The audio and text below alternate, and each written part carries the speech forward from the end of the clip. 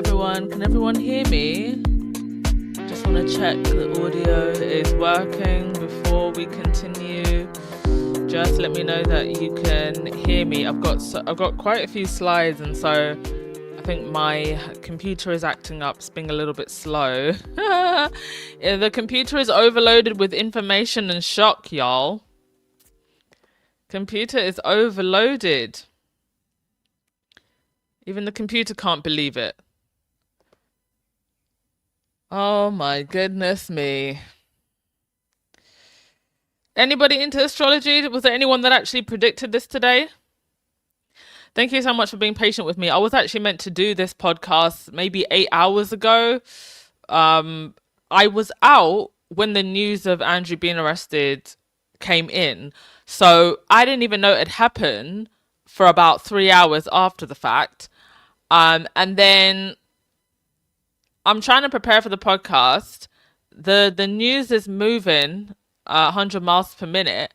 And then by the time I got like half of the slides ready, I was so exhausted. I just thought, you know what? Let me just do this podcast in the morning. And then I woke up still exhausted. So I thought, okay, let me move the podcast back an hour. And then hearing that he'd been released, so now I've got to update with more information. So I've tried to get as much information as possible. I don't want any blank spaces. We try to be thorough here on the Duchess of Success podcast. And so hopefully I've got all of the deets and lots of commentary. And I think Rahini is in the house as well. Sorry, I actually just text Rahini. Sorry, babe, I haven't read your message. Let me just see what she said, because I might have Rahini up here as well. He said, I'm almost midnight, but I'll be working. Okay, so can you do the... Yeah, if you can jump on Rahini, that would be great.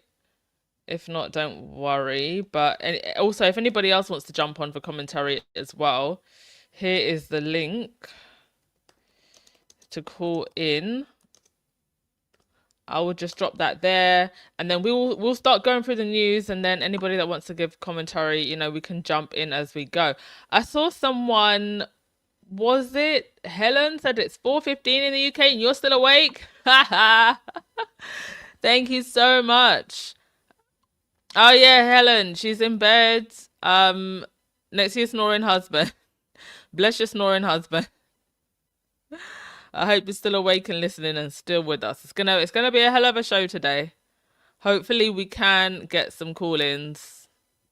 Patricia, you're enjoying your as ever chocolates. Is there as ever popcorn? We need some as ever popcorn, cause it's turning into a whole movie. Oh, Rahini's in the chat. One sec, folks.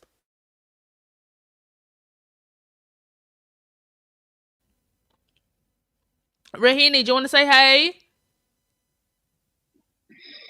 Hey. How are you, Rahini? It's been so... I think the last time I spoke to you was like Christmas. Yes. Christmas. How are you? I'm watching King Charles play chess. You think that's what's going on?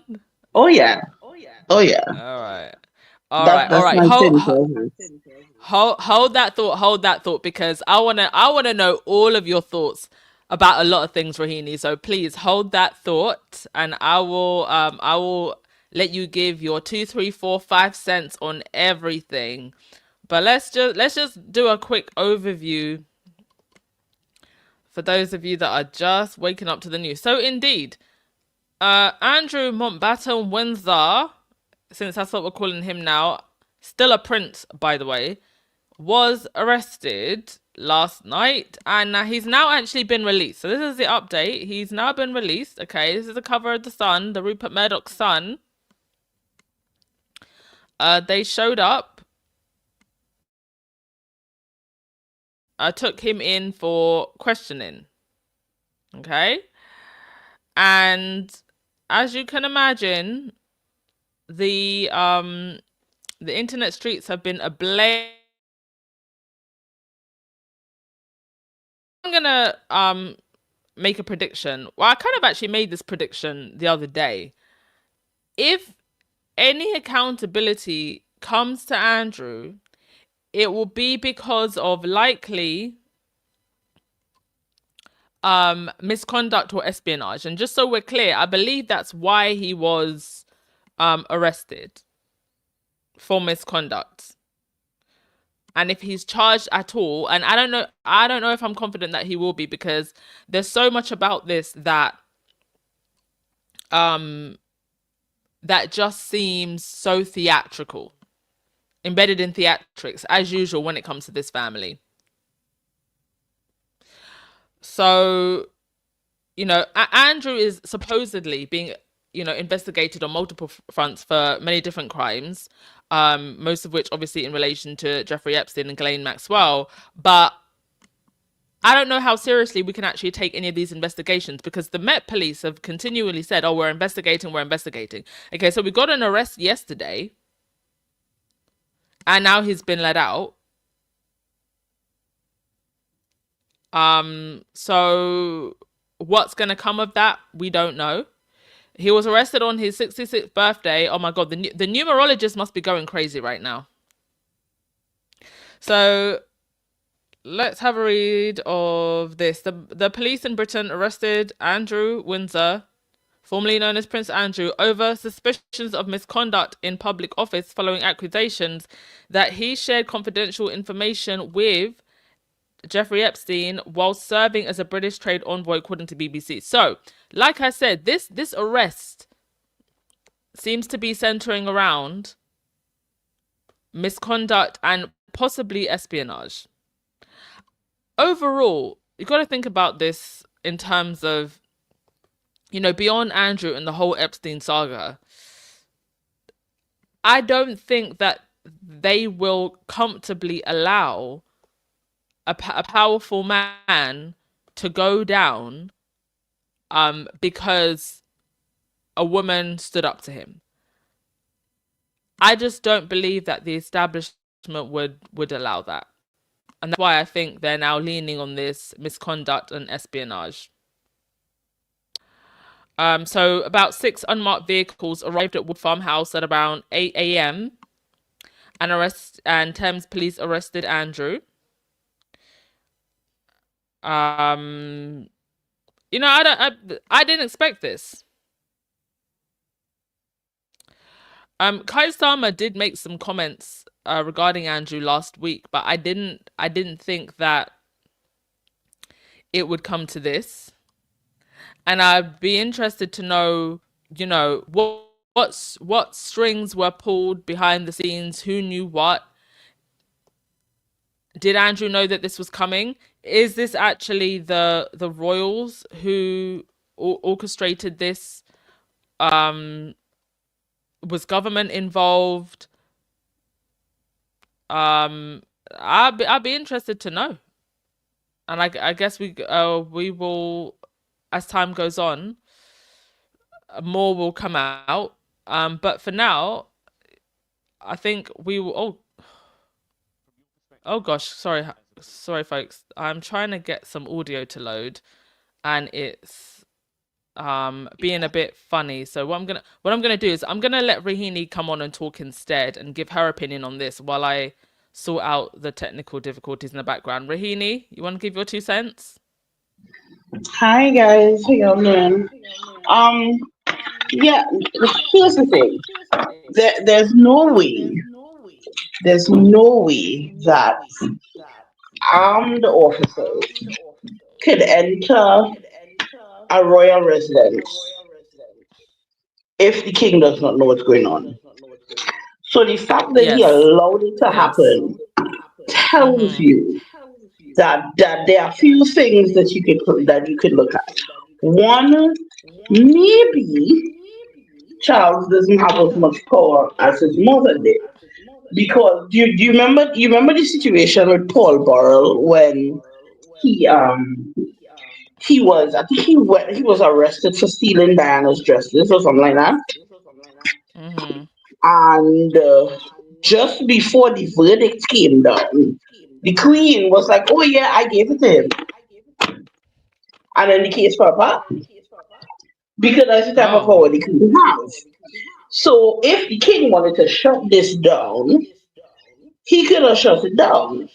So the fact that he lets it happen, he lets it happen. He lets it happen. So either he don't have that kind of power anymore, which I fully doubt, or he is at his wit's end with Andrew, and Andrew wasn't listening to him and doing what he says. So he said, "Okay, now I'm going to allow you to fall."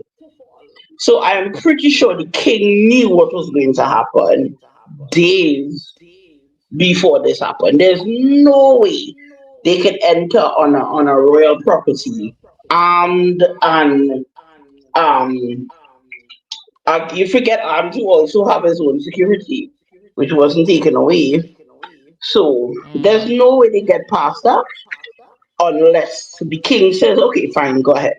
So what we have to ask ourselves is is this Charles' way of kind of letting his brother fall on his sword? That's the question we have to ask ourselves. Or is it his way of putting the fear of God into Andrew to say, "Hey, look what I can do to you, so you better fall in line," right?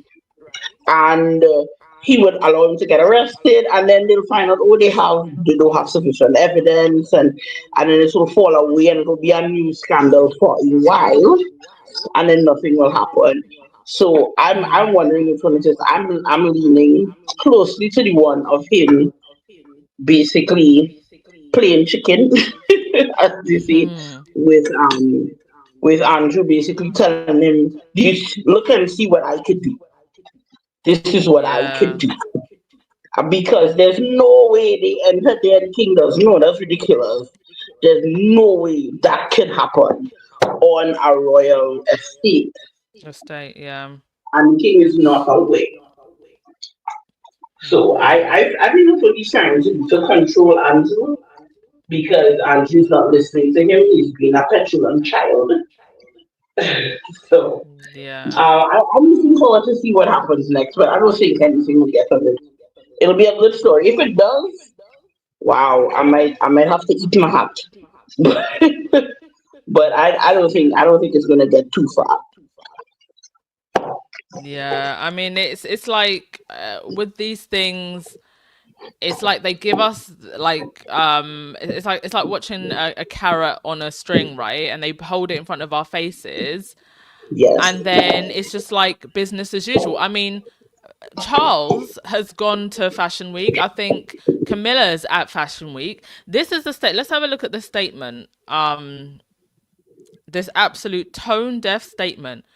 Oh, we've got an Emily in here. Oh, hello, Emily. I'll let you in a sec, but let's just look at Charles's statement. I have learned with the deepest concern the news about Andrew Mountbatten Windsor and suspicion of misconduct in public office.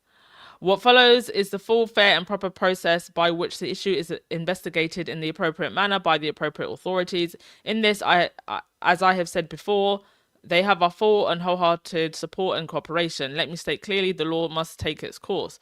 As this process continues, it would not be right for me to comment further on this matter. Meanwhile, my family and I continue in our duty and service to you all. What duty and service, sir?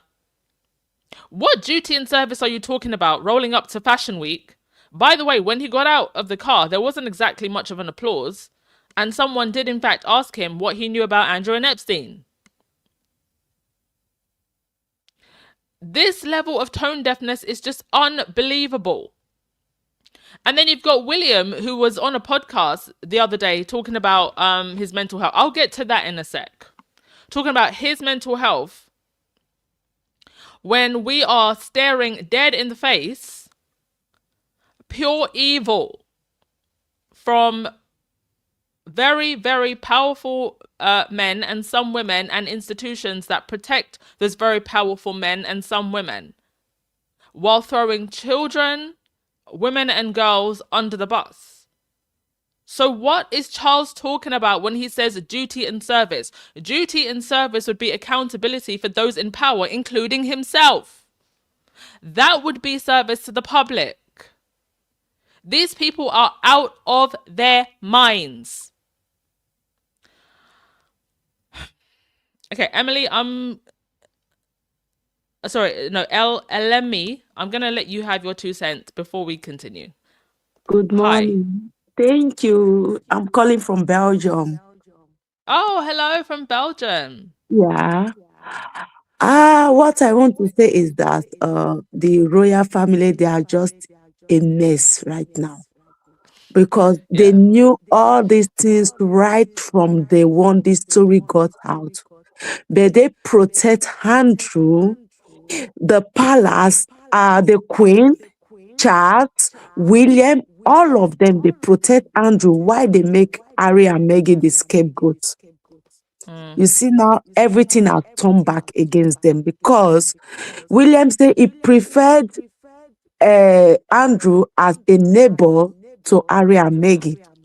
And Yes. also, I don't know if you guys remember, there was this Philippine lady in American Philippine or so in ABC News when they talked about this whole issue the first time.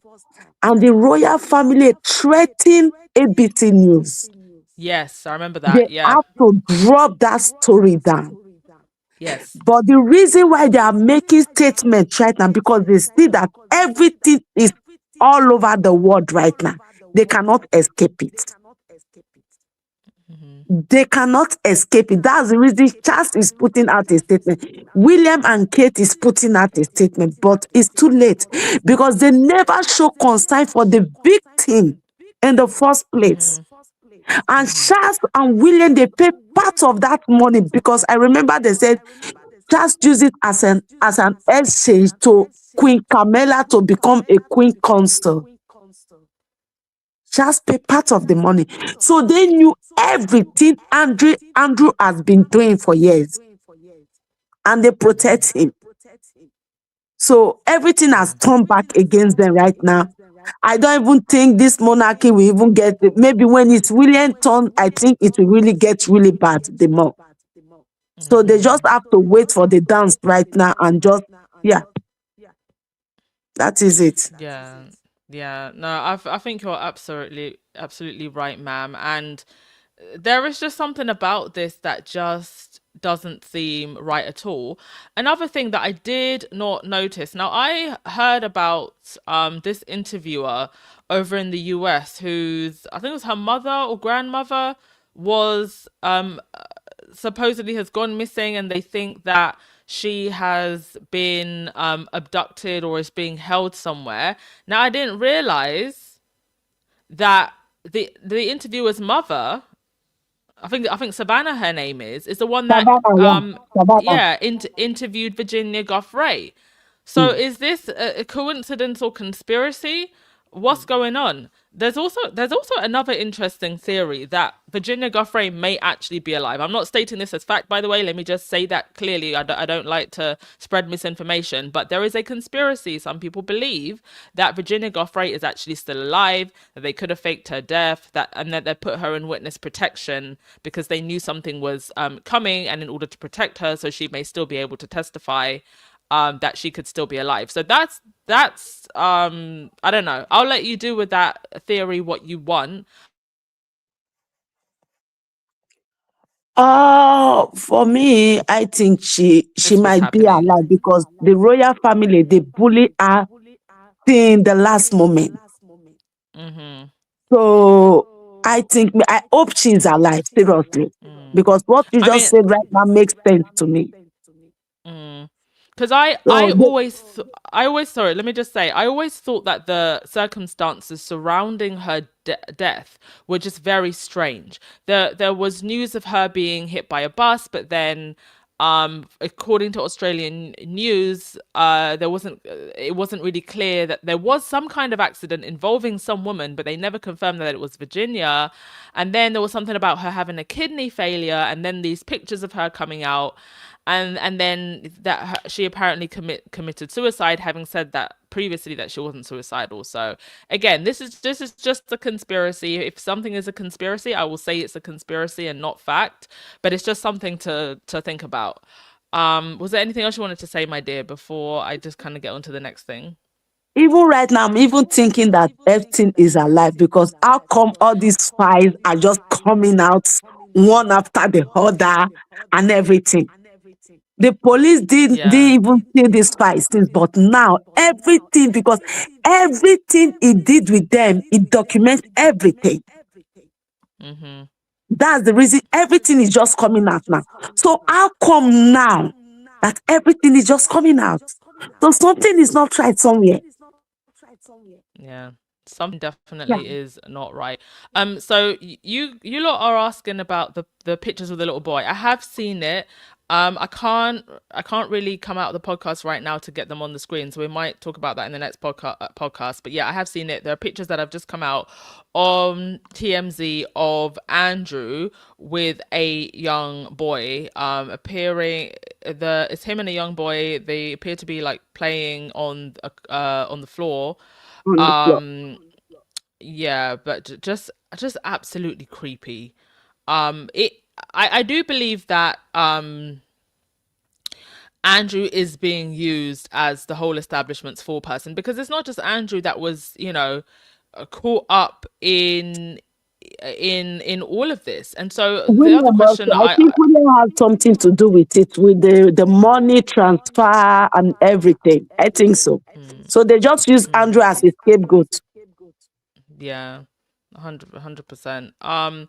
Okay, so I also wanted to, hang on a sec. Let's have a look at Rahini. Was there anything you wanted to add to that also before we? Um, And I, okay, but sorry. the thing is with Andrew, right? Mhm. He kind of how Sorry, to put it. Rahini, Okay, are you sorry, Rahini, are you away from the microphone? yeah, can you hear me? Okay, I can hear you better now. Right.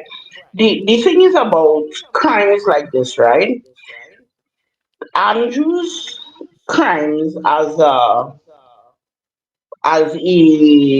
what's it good uh, in office, like what was it, misconduct in public office, Misconduct in office, is yeah. is actually a lot easier to prosecute because there are records. There's money Mhm. transfers, there Yeah. is bank statements. These things you could track. Think of it this way: they could not catch Al Capone, the gangster, for 30 something unalivings, but they got him on taxes because these are things Yeah.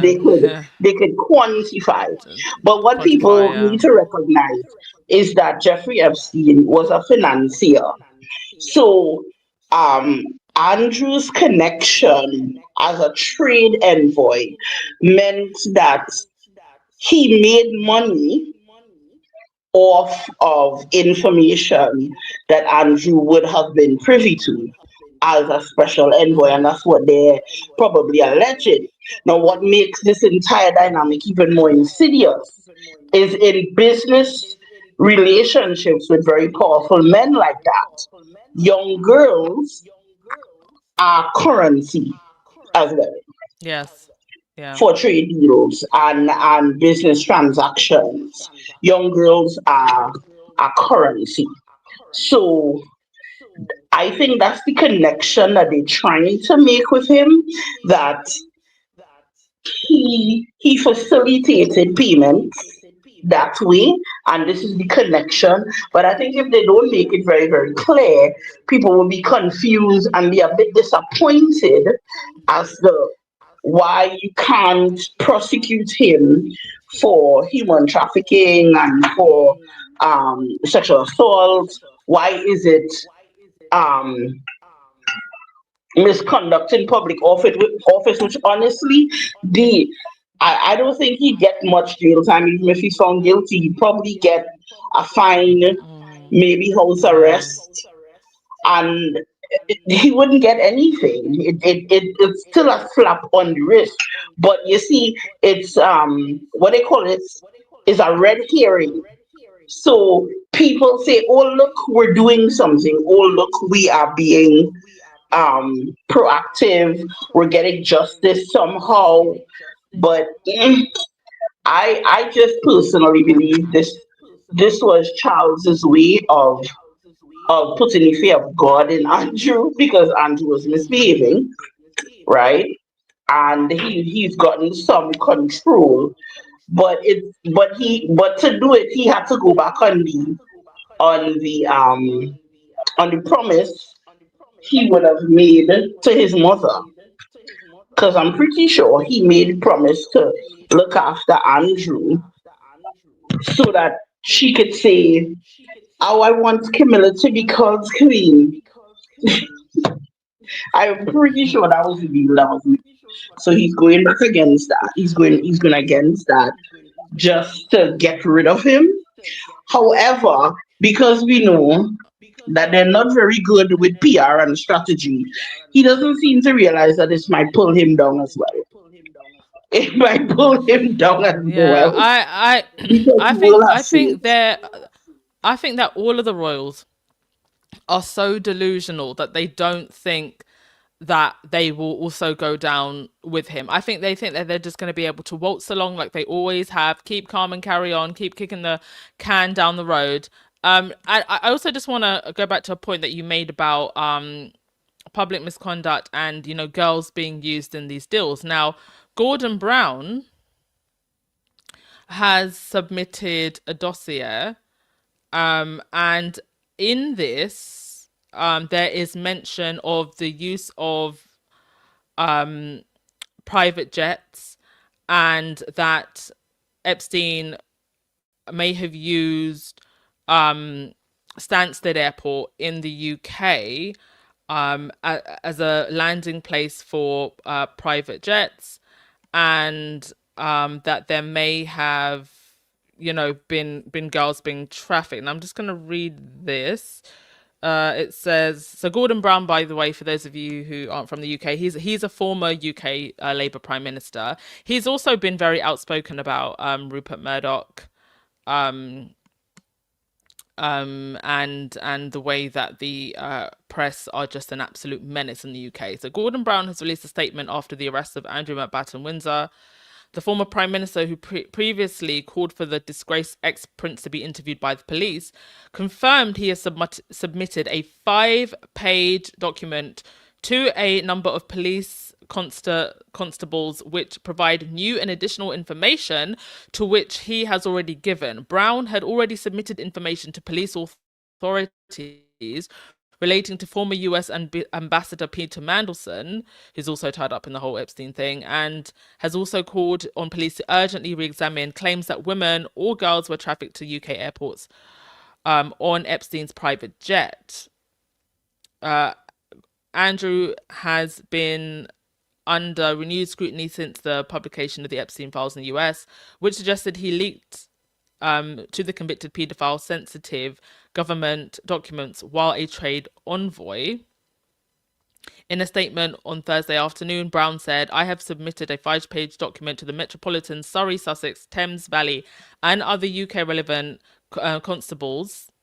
This provides new and additional information, which I submitted last week to the Met, where I expressed concern that we secure justice for trafficked girls and women. Now, it's interesting that a former UK Prime Minister is doing this. Now, what's our current UK Prime Minister doing? That's what I want to know. What is Keir Starmer doing in all of this? I mean, he released a very surface level statement the other week, but I feel like he's had all the time to step in. Well, also, pretty much any Prime Minister over the last decade has had all the time to step in. Now, Virginia Giuffre's family have also made a statement. Let me see if I can find it. The family of Virginia Giuffre reacts to Andrew's arrest. Let's see. Hang on a sec. Gosh, there's just so much information swirling around. Okay, so it says, at last today, our broken hearts have been lifted at the news that no one is above the law, not even royalty, Virginia's siblings have said. Okay, I can't seem to see a full statement, so we'll just leave that for now. All right. Other thing that I wanted to touch on. Well, let's have a look at the reactions from the interwebs. God works in mysterious ways, and not only was Andrew arrested, uh, President Mugabe from Zimbabwe, his youngin was also arrested, getting up to foolishness and nonsense. So it's Bellarine Mugabe, 29, son of the late Zimbabwean President Robert Mugabe, has been arrested following a shooting at Hyde Park residence in Johannesburg. So both Betty and Mugabe arrested. Yeah, the stars are aligning in weird ways. Age of Aquarius, indeed. Also, let's have a look at some of these other reactions coming in. The is awash with memes. Oh gosh, sorry folks, my laptop is moving so slowly. Like, you're probably seeing the slides before I do. And let me also just say, before I forget to say it, thank you to Virginia Guthrie and all of the victims who have come forward. Because I don't know what we're gonna get in terms of accountability, but I don't think we would even be here at all if they had not come forward. This would just be continuing behind the scenes, and you know, other than those who I guess well, I guess there's always been people who have suspected these things were going on and spoke about it and probably were called crazy at the time.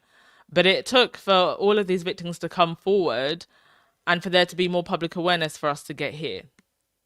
So thank you to them. Thank you especially to Virginia Guthrie. The other question I have, though, is who's the Epstein now? And there's got to be more than one of them.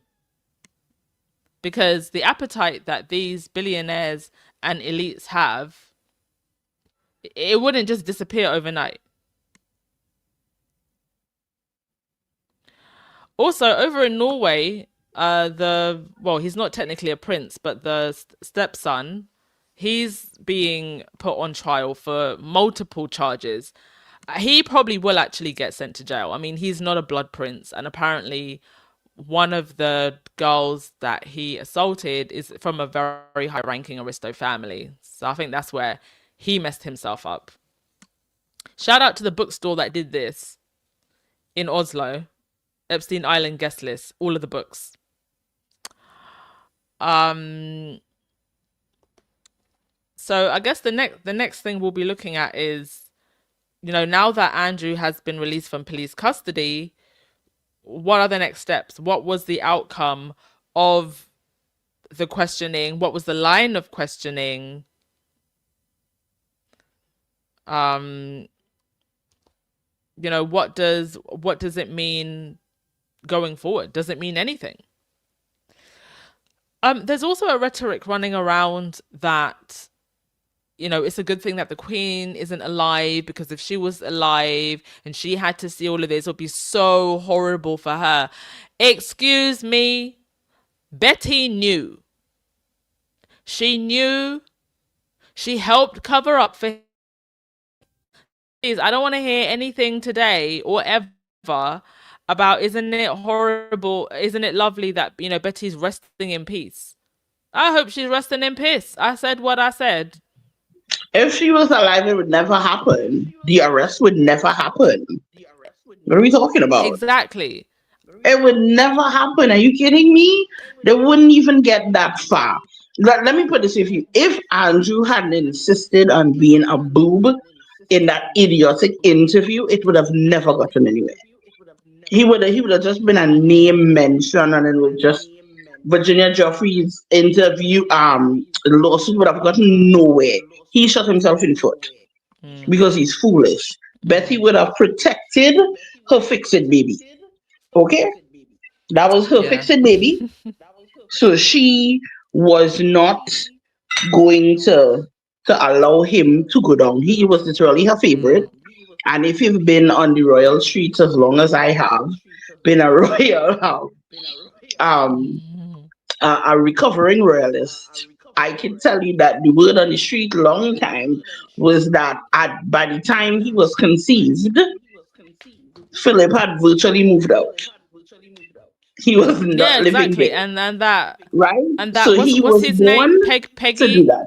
That Peggy. That there's the rumor that Penny Peggy is Natural. his real father. So sorry. Yeah, we're not even. I am pretty sure Philip.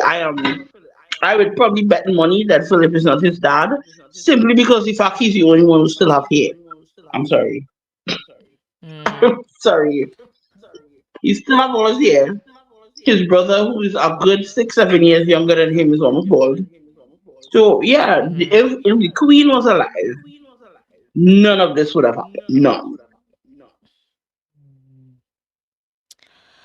No, I agree, and I think that they were holding all of this in just so she could have a comfortable last reign, and they could, because the Queen still had a lot of power over people. She was still a good weapon, and I think they were just keeping all of this together for as long as possible, as long as she was alive. Because look at how things have just gone downhill since then. Pretty much immediately after she died, it all just started going to pieces.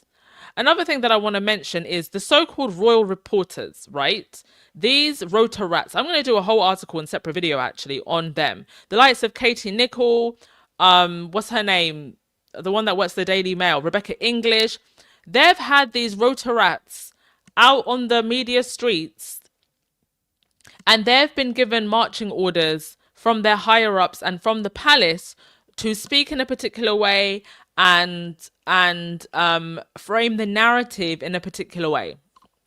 And let's just be absolutely clear. When you are listening to royal reporters, and please say this to anyone who you're talking to who maybe isn't in our royal space, to raise awareness so they can think more critically when they are listening to these royal reporters. They are mouthpieces. They are mouthpieces framing a narrative. They are not journalists or reporters reporting on factual news. I mean, Katie Nicholl, she still stands accused of illegal information gathering. So why has the BBC, who frames themselves as a legitimate news outlet, why have the BBC invited Katie Nicholl, propaganda mouthpiece for the establishment, onto their show to talk about what's going on with the royal family? Why is she here? She stands accused of illegal information gathering. So why is she being given a platform as some kind of authority of what's going on with the royal family? She's not an authority. She's a mouthpiece. Then you also have this other one, Dibley, I think his name is, who's been a mouthpiece for Charles for some time. Now I'm going to play this BBC feature. I'm going to play the audio of what he said, and then we're going to discuss. Because according to him, this hasn't damaged the monarchy at all. Oddly, perversely, if you like, because people talk about the damage to the royal family, it demonstrates actually the strength of the Constitution in this respect, that the police have acted without fear or favour. They've treated him, as we've just been listening, as if he were as he is any other citizen, without fear or favour, without any sense that because he is a member of the royal family, that he should be given kid gloves treatment. He hasn't been. But he isn't, though, any other member of the public, is he? I mean, he is the King's brother. And I wonder what you think about the damage that this does to the royal family, to the monarchy. I don't think that it damages the monarchy. I think we have to separate the notion of a family from the institution of the monarchy. I think it's very important. It's very easy to ally the two. And I have to say in parentheses, I think that the former Duke of Edinburgh used the most unfortunate phrase when he talked about the family business. It's not a family business, first of all. Secondly, if you take the individuals, the senior, the King mentioned, didn't he, that all the family would continue to help. If you think of the Prince and Princess of Wales, the Princess Royal, the Duke of Edinburgh, they are all doing their duties. They will individually have feelings about this. I do not see that because one member of the royal family has been arrested, maybe, we don't know, maybe charged with a very serious offence, that brings the institution in disrespect. On the contrary, it demonstrates that the institution is functioning. Oddly, perversely, if you like, because people talk about the damage to the royal family. He says that it demonstrates that the institution is functioning. Functioning for who? Functioning for who? Who is the institution functioning for? And then he says that we should separate the institution from the individuals. How? Because the individuals all benefit from the power that the institution holds, and collectively they have protected Andrew for decades. So how do we separate the two at this point? And when you have a hereditary monarchy, you don't get to choose. You don't get to vote. Okay, well, this one is more competent, so let's have this one in. The only way that I could see that you could save this institution at this point is if you pulled all of them in for questioning. The ones who are who conspired to help Andrew or to cover up what he was doing, to cover up anything, because let's be honest, Andrew is just one issue. Oh my God, Andrew is one issue in this messy ass family and institution. So the only way I could see that this institution could be saved is if you hold properly accountable, and I mean arrest, question, take to court, send to jail anybody who is liable for anything. And then you look at the line of succession and you see who is competent enough to lead. And that would literally only at this point be Harry and Meghan, who want nothing to do with this institution. Harry has outrightly said he doesn't want to be king. Lightside has entered the chat and I'm going to let her speak because I know she's got a lot to say. Lightside? Hello, good evening. Can you hear me? Oh, I don't think she can. Hello? Can you hear me?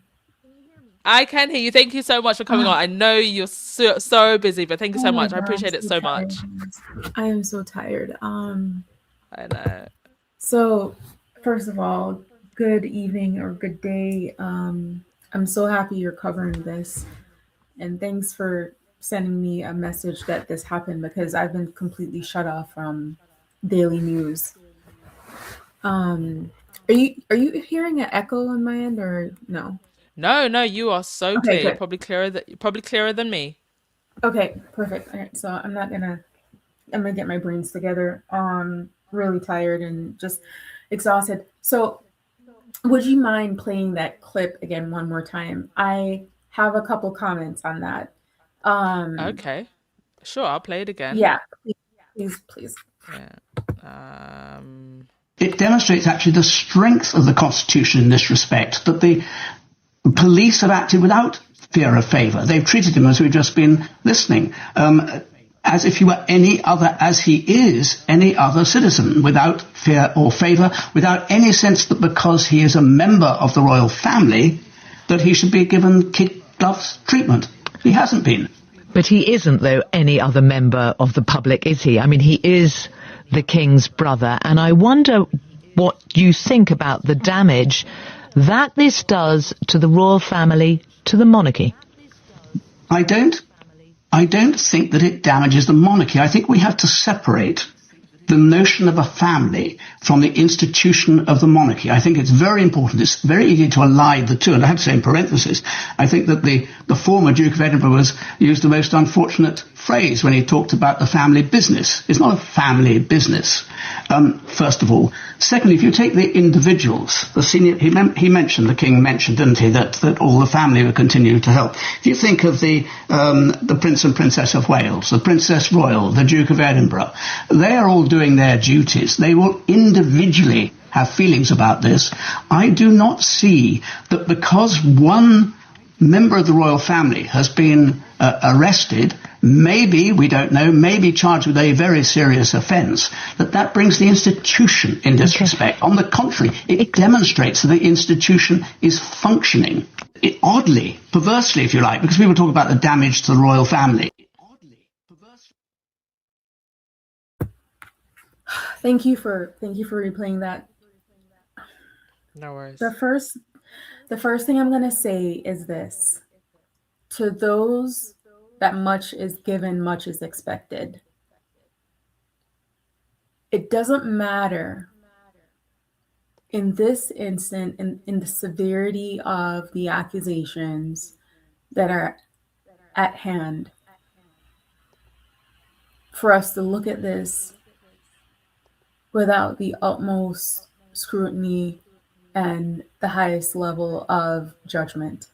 And in this case, the royal family, especially this one, is one of the most popular, well known ones in the entire world, mainly because of Queen Elizabeth, right?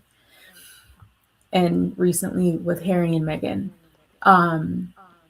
But I just think it's really just rich that certain people like this man, like to pick and choose when it's convenient for the royal family to, I don't know, exercise their power, if you want to call it that, for them to hold responsibility. He seems to think that because of Andrew's position and who he is, that it shouldn't be a reflection as a whole on the royal family. Right? He thinks that because of his position, there's no reason why there should be extra scrutiny. And I think that's absolutely wrong. Because what you have as someone who has a lot of money, who has a lot of power, who has a lot of access, is the ability to move seamlessly and almost with invisibility in society. The law, I hate to say this, the law does not apply the same to those individuals as it does for us regular folks. It does not. No. So the how dare he say a statement like that and undermine our intelligence and make us even try to consider that this could even be something that we should be considering. No, absolutely not. And you know what? We're at the point where we're absolutely tired of rich folks and people with privilege and people with royal, you know, stature or whatever, getting passes for stuff. That time is over. What we're seeing with all of this unfolding is that people with more money that wear nicer things and look like they have life a little bit better are really no better than some of the worst people and criminals in society. And I know it's not for everyone, but you are in a position where you are given so much and you have the ability to do so much more with that. And you choose to victimize people who are of lesser power, people who can't fight back. And even if they try to fight back, would have such a hard time in the judicial system because of your access. So for him to say that someone like Andrew, who is a part of the royal family, should not be held at a different standard is garbage. Yeah. And it is a reflection on the royal family. Going back to what Rahimi said, and going back to what you said, and going back to the young woman who spoke earlier, they have known this for a very long time. And Queen Elizabeth has done so much to cover and hide and protect that man and all his nasty, devious ways and all his the criminal activities that he's done. She's known about it. Yeah. The public evidence of that was that she paid Virginia off in millions to keep her quiet. You don't do that unless there's something there. Yeah. And I don't even think we've scratched the surface of stuff that could be connected to Andrew himself. So it is that the royal family is involved. They can't separate. It's a business. It's a business when it's convenient for them. It is run like a business. Their family is a business structure. They need to have a business structure for it to be able to make it through the decades, right? So Yes. again, he's incorrect about that. And it is a reflection on the entire royal family, because yes, if you want to stand there and say that you're better than your peasants and everybody else, that is down there working their 9 to 5 and trying to pay their bills and put food on the table, then act as such.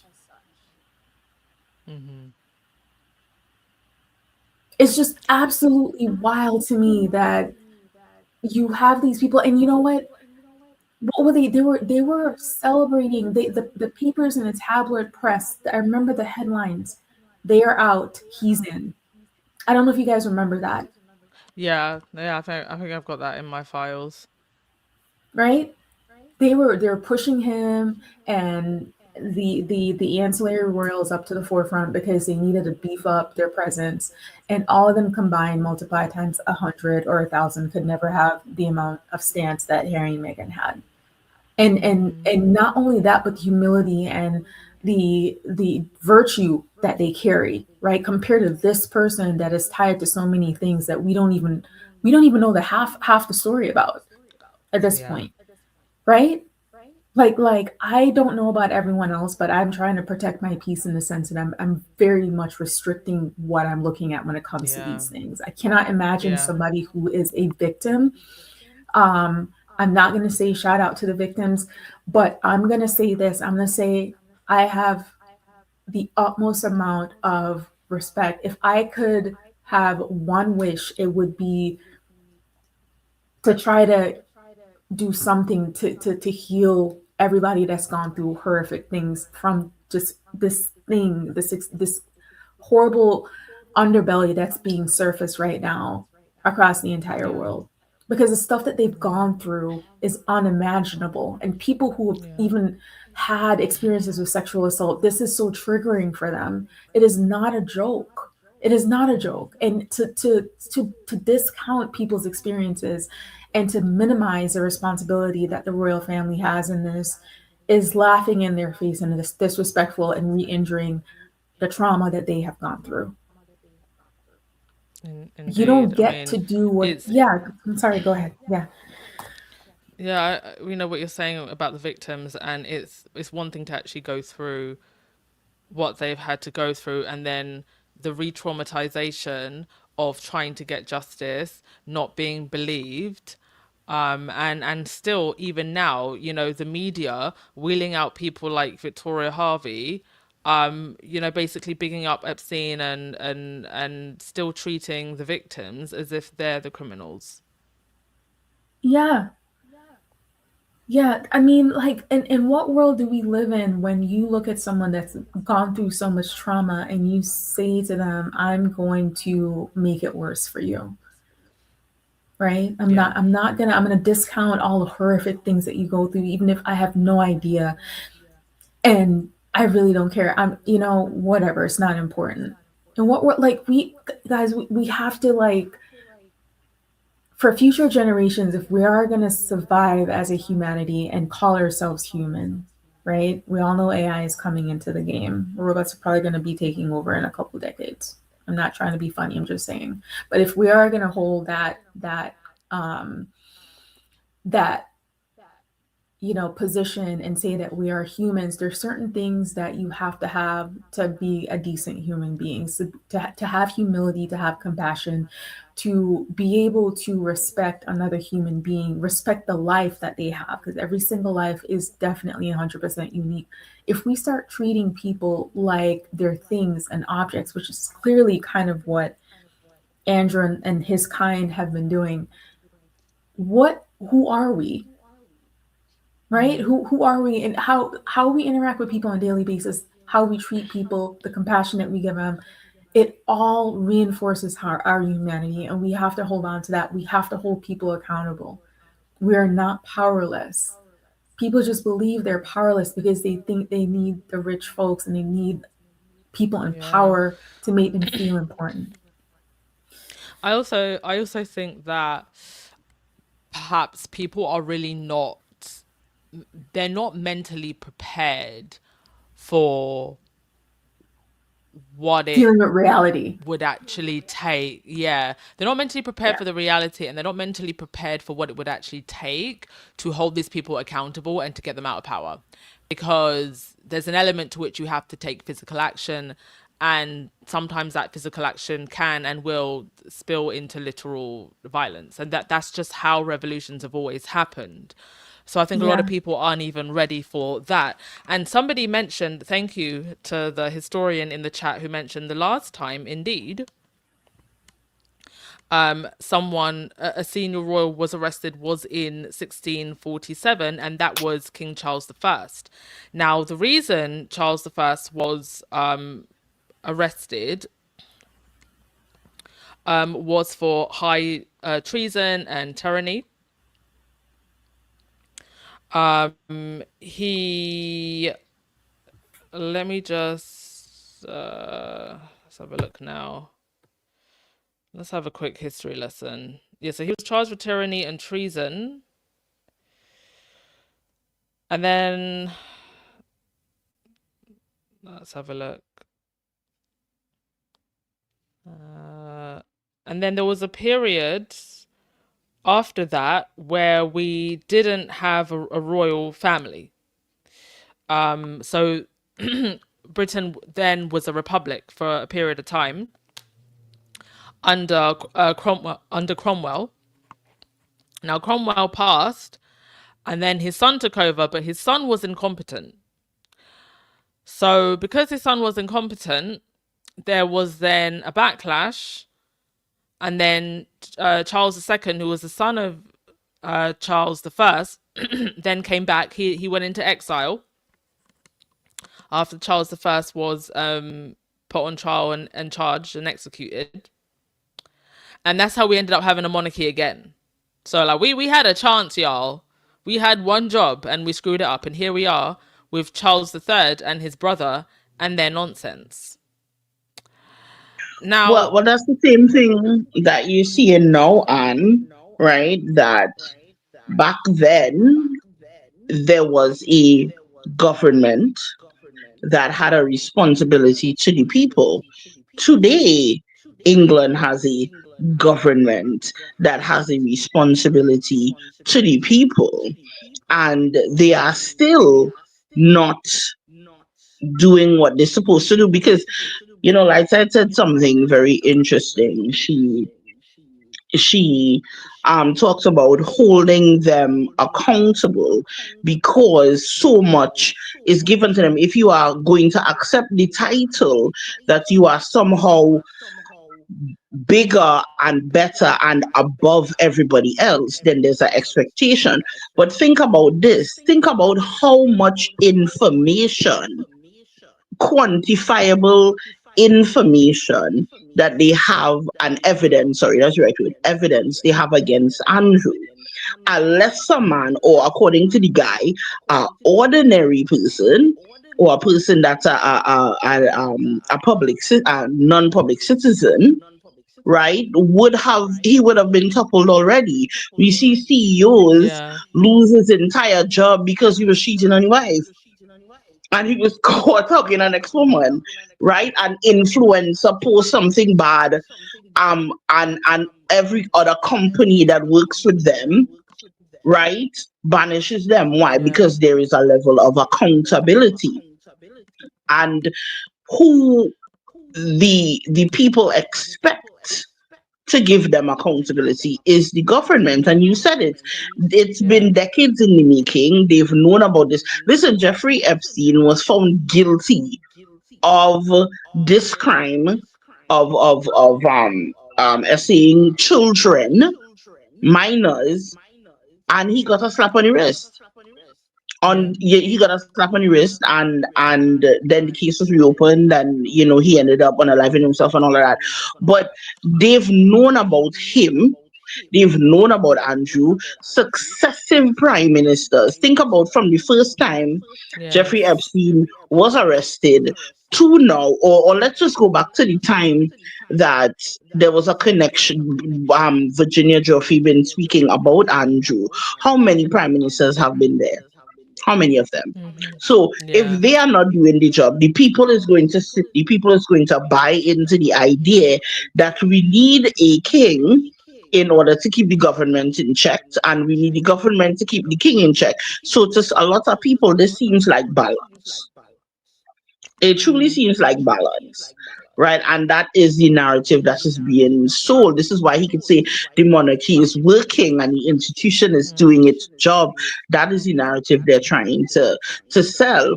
But what the people truly want is accountability. Like I said, we are tired of watching this narrative play out. When I was going through therapy for my rape, my psychologist told me one thing. He said that is assault is never about the sex. It's always about power. These men are powerful. They are in charge, and this is how they show it. This is why I said, these girls, they were currency. Think about how what we do to money, what we do to currency. We throw it here, we throw it there, we put it in our pocket. Do you understand me? You own it. You own it. This is who we are to these people, right? And this is just a manifestation of them showing you that they are bigger, better, and more powerful than you are. And like you said, the only way is to hold them accountable. Now, we could hope that with this case he's being held accountable, but honestly, I just think this is Charles trying to put the fear of God Yeah. in him. I'm sorry.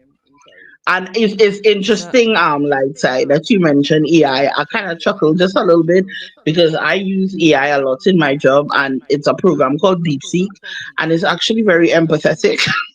It's quite empathetic. Like, it's literally designed to be kind. If you ask it a question, I feel down today, it will cheer you up. So, who knows? Look, Rahini, let's hope that they don't get too smart for their own good, okay? As long as they stay in line. But no, to your point, no, Anna, I really liked that you highlighted the comment. Please forgive me. I am mumbling my words because I'm really tired. I think Shadesi, her comment said, Yeah. yeah, her comment said they are patriarchal just went off the screen. They are patriarchal system and the women are used to shield the men. Kate fit that role perfectly. I want you guys to process that a little bit because yes, Rohini just mentioned it, and it is so true. Men get away with so much more than women in society. In many instances, they get a slap on the wrist, criminal behavior. And in many instances, you have women who are used as shields. Boys will be boys. It's Boys will just be boys. men. Men have Yeah. desires. They have urges. What are they going to do? That's what women are here for, to make men happy. Yeah. All of these Yeah. narratives. Yeah. These narratives. Yeah. So, not to deflect from what the topic of the conversation is, but, you know, I, there's Andrew, and then there is his ex-wife also who's not Yeah. innocent, and that's a whole other Oh yeah. story, right? Has anybody checked on Fergie? Where's she at? I Mm, mean, it's Oh, now coming out that Fergie was pretty much funded by Epstein for the last 15 years. yes. Rumor that she was running out of money or broke, something to that effect. But yeah. To the point where even in one of the emails, even Epstein was complaining that she can't handle her money properly. well, and here's this interesting thing. I want to know your thoughts on it. The royal family is worth billions, like with several B's, and this is money that will be worth billions in perpetuity. Explain to me why it is that these members of the family need to go to such nefarious places Yeah. to get money. Like, they're supposed to be the ultimate trust fund babies. What? How? How? That does not make any sense. You don't need that. Do you understand what I'm saying? There's Yeah. no logical This explanation why he needed to do that. This is a very, very good question. And honestly, I don't even have an answer for you because there is so much mystery surrounding royal money, even things like the sovereign grant. And exactly how much access do the royals have to liquid cash versus the assets that they hold, or we assume that they hold, because even things like, you know, royal estates, and a lot of that is owned by the state, but you would think that they would just have a pool of money, all of this generational wealth. You know, you hear stories of, oh, they've got money stashed away on tax havens and things like that, but it would just appear that these people actually don't have liquid cash. Either they don't have it, or they're just so bad with any liquid cash that they get that it's like it comes in their hands and then is one day and then it's out the next. I mean, the figure that I hear about the duchy, right, which is the land ownership that they have and money that they make from rentals, even from charities and the fire service, is what we heard from this, you know, Channel 4 expose. But from what I hear about the duchy, for example, they get at least anywhere from 30 to 50 million a year. So if you're getting 30 to 50 million a year, what are you doing with that money? Why are you not investing that money? How do you not have money to the point where you've got Charles going to Qatar and getting £3 million, or however much it was, in cash money bags? At one point, Charles was even meeting with the Bin Laden's family. So it's a very good question, Rahini, that I don't have an answer to, and I wish somebody did have an answer to. And the answer could also just be that they do have all this money, but they're still greedy as hell. Because if people who have all of that money and power would still be doing nefarious things, like all of the horrible things that we're hearing that they were doing with women and children, would it be too surprising that even with all the money, they still want more money from nefarious people? Not particularly. Maybe it's literally that simple. But I don't have an answer to your question, Rahini, and I wish I did, because I'm as confused as you are. Let's not forget that that Charles was friends with Savile, right? Let's not, you know, make Yeah. him seem innocent here. So I Oh yeah, my absolutely. spidey senses are Savile, tingling. Savile, the bishop, all of them. My spidey senses are tingling, and I'm wondering, you know, who is William's Achilles heel, because he seemed to like a lot of dangerous people. Mm. I'm not sure. I'm not sure. I hope it's not Putin though. Who knows? I no, I think for William, it's his nefarious donors. So this Ahmed Ben Salem guy who gave Earthshot 1 million, and he's now been linked to Epstein and allegedly some kind of torture video. He was the one that sent the emails to Epstein saying thank you for the torture video. There's also another guy whose name I forget. Sorry. But there's this other guy who William has been very close to, who apparently donated money to a homeless charity that William works with. And this particular individual now has a peerage in the House of Lords. So these are William's weirdos is what I'm going to call them. William has his weirdos. They're just a Well, little honestly, different from his Charles's. it seems that outside, you know, with the massive exception of Harry and Meghan, that the royal family is just a bunch of grifters that facilitate very, very horrible people. Because I remember during the pandemic, there was some leaked Zoom meetings with, I think it's the Duke of Kent, and him talking about all the royal family's connection to Russia. You remember that? No, I actually don't remember that. Thank you for There was reminding us. a journalist put it out there, and he snuck into the Zoom meeting, the journalist, as I guess he posed as somebody wanting a royal access, and they were trying to solicit, I think it was about $5 million or something like that, and one of his selling points was that we have a good relation. The royal family has a good relationship with Russia. I remember that very, very, very clearly, and it and whenever I think of things like Andrew, I wonder, why do you need the money? You really don't need the money. Taxpayers make sure that nobody tries to harm you. There is an entire bunch of staff which also gets paid by taxpayers to to sweep your floors and clean your toilets, right? Designers will probably give you stuff for free. What do you need the money for? What? I really don't understand it. And then when they told Megan there's no money for her, I'm like, what did you do with it? Are Okay, so you here's the hiding it? thing. Did you bury it? I It's have a theory. confusing. I have a tiny theory.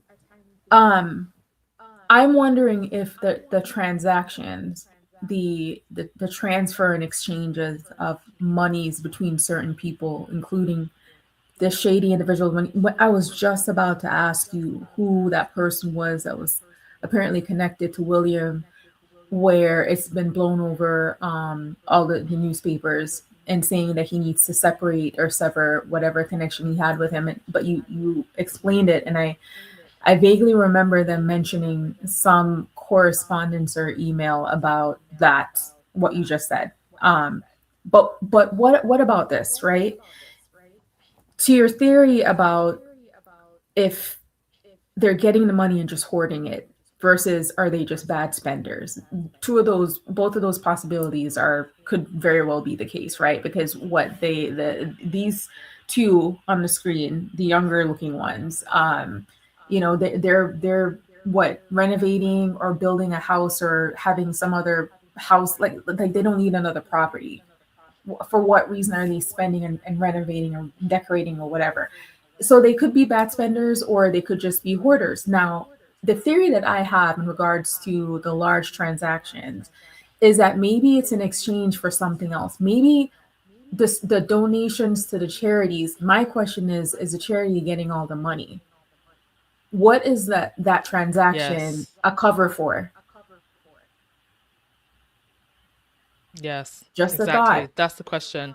Because why did the 3 million that Charles got from Qatar, they claimed that that was for charity. Okay, if it was for charity, then that's not dirty money, right? So why would he not just send the money via wire transfer? Why was it given to Charles in cash money bags? Are you for real? That's how mobsters and criminals do transactions. I'm sorry. That was huge red flags with that. Huge red flags. Yes, there in this modern day age and time, there are more efficient ways to transfer money and to submit donations. Sorry. Okay, now I had to really scratch the back of my brain, but I've literally just remembered the name of the guy that I was talking about who's linked to William. Right, his name, I've covered him on this podcast some years ago, but just a reminder, his name is Alexander Lebedev.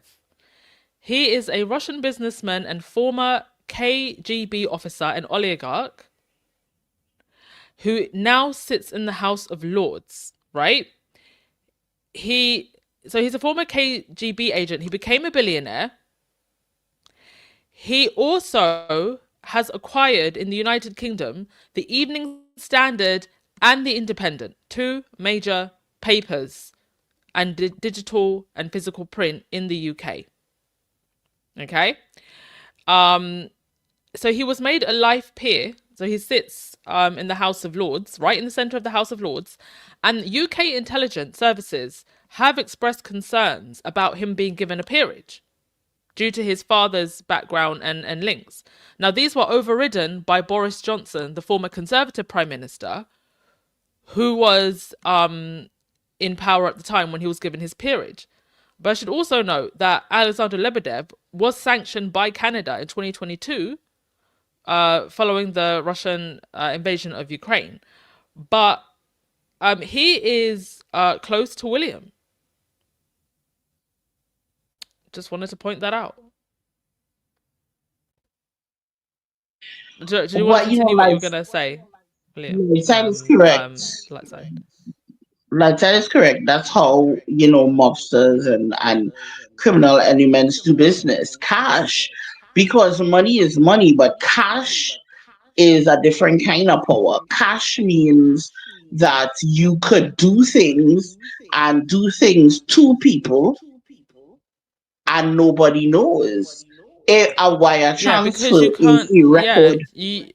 you can follow a wire transfer. You can't follow cash. Well, it's more difficult.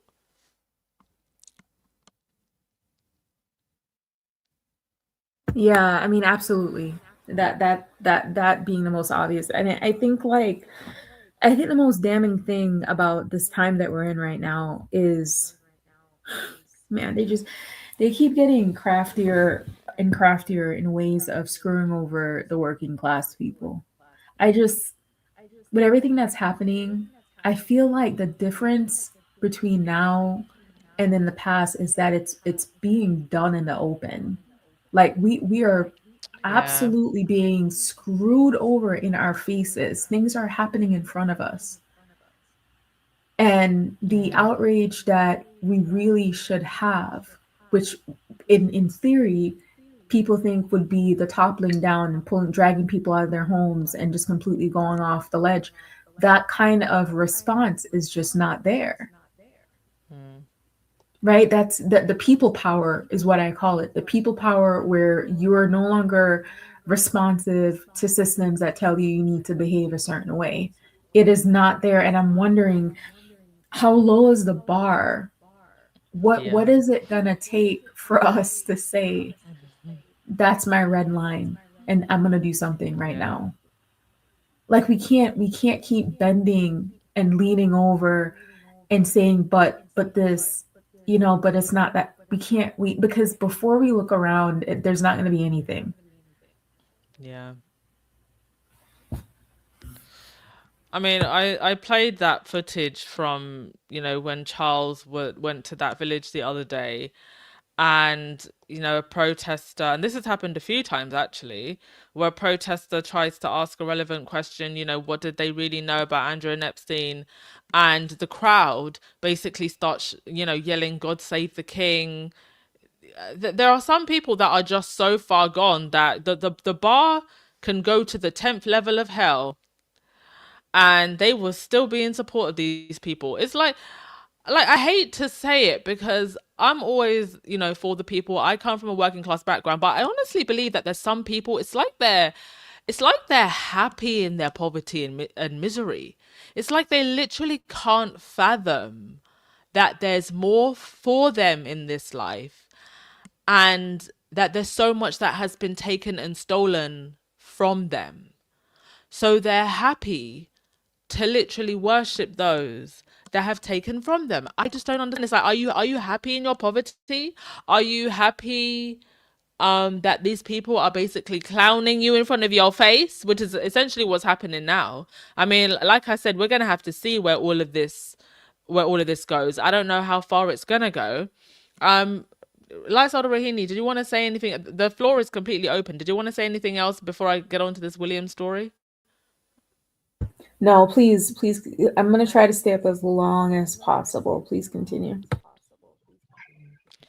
Yeah, so William did this BBC interview and he's being dragged by his phantom follicles for how tone deaf it is. So let's have a read of this article. I haven't watched the interview and I'm not going to torture myself to watch it, but I trust the reporter on this that it was absolutely tone deaf. So Prince William did an interview with BBC Radio 1's Life Hacks programme, which aired on Wednesday. The point of the interview was William's awareness raising on male suicide prevention, which is one of his causes. Within the interview, William centered himself and spoke about his own mental health struggles. The main struggle being that it takes him a long time to understand his emotions. Oh, we know. We know it does, William. We know how slow you are.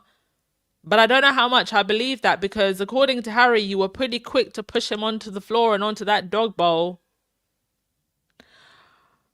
When I covered it yesterday, I argued that William has literally zero authenticity on these subjects, given his long history of mocking his brother's mental health journey.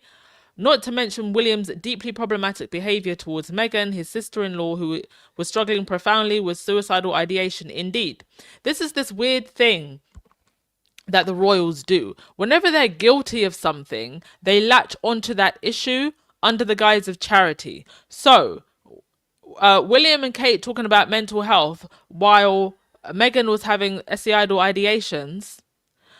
Camilla talking about preventing abuse towards women and girls. Meanwhile, she was right there on Diana's wedding day, knowing full well that she had been conspiring with Charles. And she has said nothing about any of the, Epstein or Andrew's victims. She other than the very carefully coded speeches that she gives, she doesn't talk about women and girls being abused at all. Nothing actually impactful. This is what they do. They project by attaching themselves. It's one of the reasons why people are very suspicious as to why Kate aligned with an alcohol addiction charity. Every time there's something that they need to hide or they need to distract from, they attach themselves to that issue through charity. It's very, very strange. And William centering himself about, an issue regarding men's mental health. I was so wrapped. Sorry, Rahidi. Let me just finish reading the article. I will let you jump in. Well, I was so wrapped up in how dare we William say this after the way he treated Sussex's rant that I missed another angle to why William was tone deaf and out of touch. Luckily, commentator Saleh Fagart caught that angle. Fagart's argument is, why is Prince Andrew's nephew centering men's mental health instead of making any kind of reference to Jeffrey Epstein's victims or Andrew's victims? Epstein, Ghislaine Maxwell, and ex-Prince Andrew have literally left a trail of female victims, some of whom survived some devastating abuse at a young age. And let me also jump in and say that, yes, men's mental health in general is a massive problem. I think that men do struggle because of societal expectations to talk about their mental health, to be more open, to be more vulnerable. However, a huge reason for that is because of how society is structured under patriarchy. And so if men would actually do more as a collective to break down that power structure, that would then give them more room to be vulnerable, give them more room to talk about their mental health, take a lot of that pressure away. But that structure is the same structure that allows powerful men and even the everyday man to abuse women and girls. And that is also very important when we're having this conversation about men's mental health. And so, yes, they've left a trail of devastating abuse. Why this moment would William choose to center men in this conversation? And why did William sit down for a BBC interview and he wasn't asked one damn question about Andrew or Epstein? Foghart doubled down on her statements in this LBC column, saying, is this really the moment to center Prince William's mental health? This basically reiterated all of her points. One of her points is that it's not just Prince Andrew who needs to be questioned by the police. King Charles and Prince William need to answer some questions about what they knew and when, and what they did about it and what they did not do about it. Those questions have not been answered in any type of comprehensive way, and they hang over the institution. Timing matters, context matters. At the heart of the Epstein scandal are women who say they were abused and exploited. Some have died, others continue to struggle with the long-term consequences. What damages the mental health of victims of abuse most profoundly is not even the original crime. It's a sense of the powerful institutions that close ranks. Now, in this case, you've obviously got very powerful institutions, the media, the British monarchy, the government, the US government, the UK government, all the governments around the world that are protecting these, powerful men and women who aid them. But on an everyday level, right, for the average person, it's, it's the auntie or the uncle who asks, what were you wearing or why did you do that? Who throw the fact that you were abused back in your face. So, you know, we can talk about it in terms of bigger power structures, but also everyday power structures that us normal people navigate every single day, and the lack of accountability and how exhausting that is for victims. And that's why transparency is so important. You know, the hypocrisy of William on a personal level, given his behavior towards his brother and sister-in-law. The article goes on to say, but this is a huge problem as well, that in the midst of the monarchy's crisis over Andrew, Epstein and Maxwell, the heir to the throne is not actually talking about the victims he supposedly cares about, nor is he addressing the actual crisis or what he personally knows. And you know, another reason that William doesn't care is because he knows that he's going to be king. And he would rather this all just goes away as quickly as possible.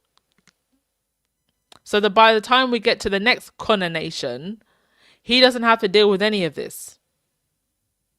All he's thinking about is getting that crown. That's why he was basically trying to leak to the tabloids that Charles is about to die, to the point where you had Channel 5 having a whole fake death announcement. That's how excited William is about becoming king, and he just wants all of this to go away. That's why Earthshot still hasn't said anything about Ahmed bin Salem, who was linked to that torture video in the Epstein emails, who gave William $1 million for Earthshot. That's why he hasn't said anything. That's why Earthshot hasn't said anything. I doubt they won't give the money back. Emily Mantis, who, Mateless, I think that's how you say her name. She was also rightly furious about William's appearance on this stupid podcast. And, you know, one of the points that she made was, how can Andrew's own nephew not be asked about Andrew? Having said that, though, it could also be that this particular interview was probably filmed a couple of days or weeks ago. But still, they should have been asking about Andrew, asking William and Charles about Andrew some time ago. If this interview was actually filmed a few weeks ago, it's still tone deaf, but they should have made the decision then to not air it. And it's now becoming even more clear why it is that William hired that crisis manager. I think Lightside said earlier that this could just be the tip of the iceberg. I think so also. I think there is more coming out, and there's just going to be a slow drip, drip, drip. I mean, we had photographs of Andrew hanging over a woman's body a couple of weeks ago, and then it's only today that we've now got more photos of him with a little boy. So it's like, why didn't we see those photos a couple of weeks ago? Why are they making the decision to give us this slow drip? It's all just very strange. Lightside, do you want to come back in? Or Rahini, did you want to come back in? Yeah, Rahini, I'm going to say one tiny little thing, and I'll have you give the floor to you, and then I'll make a comment after. It's all performative.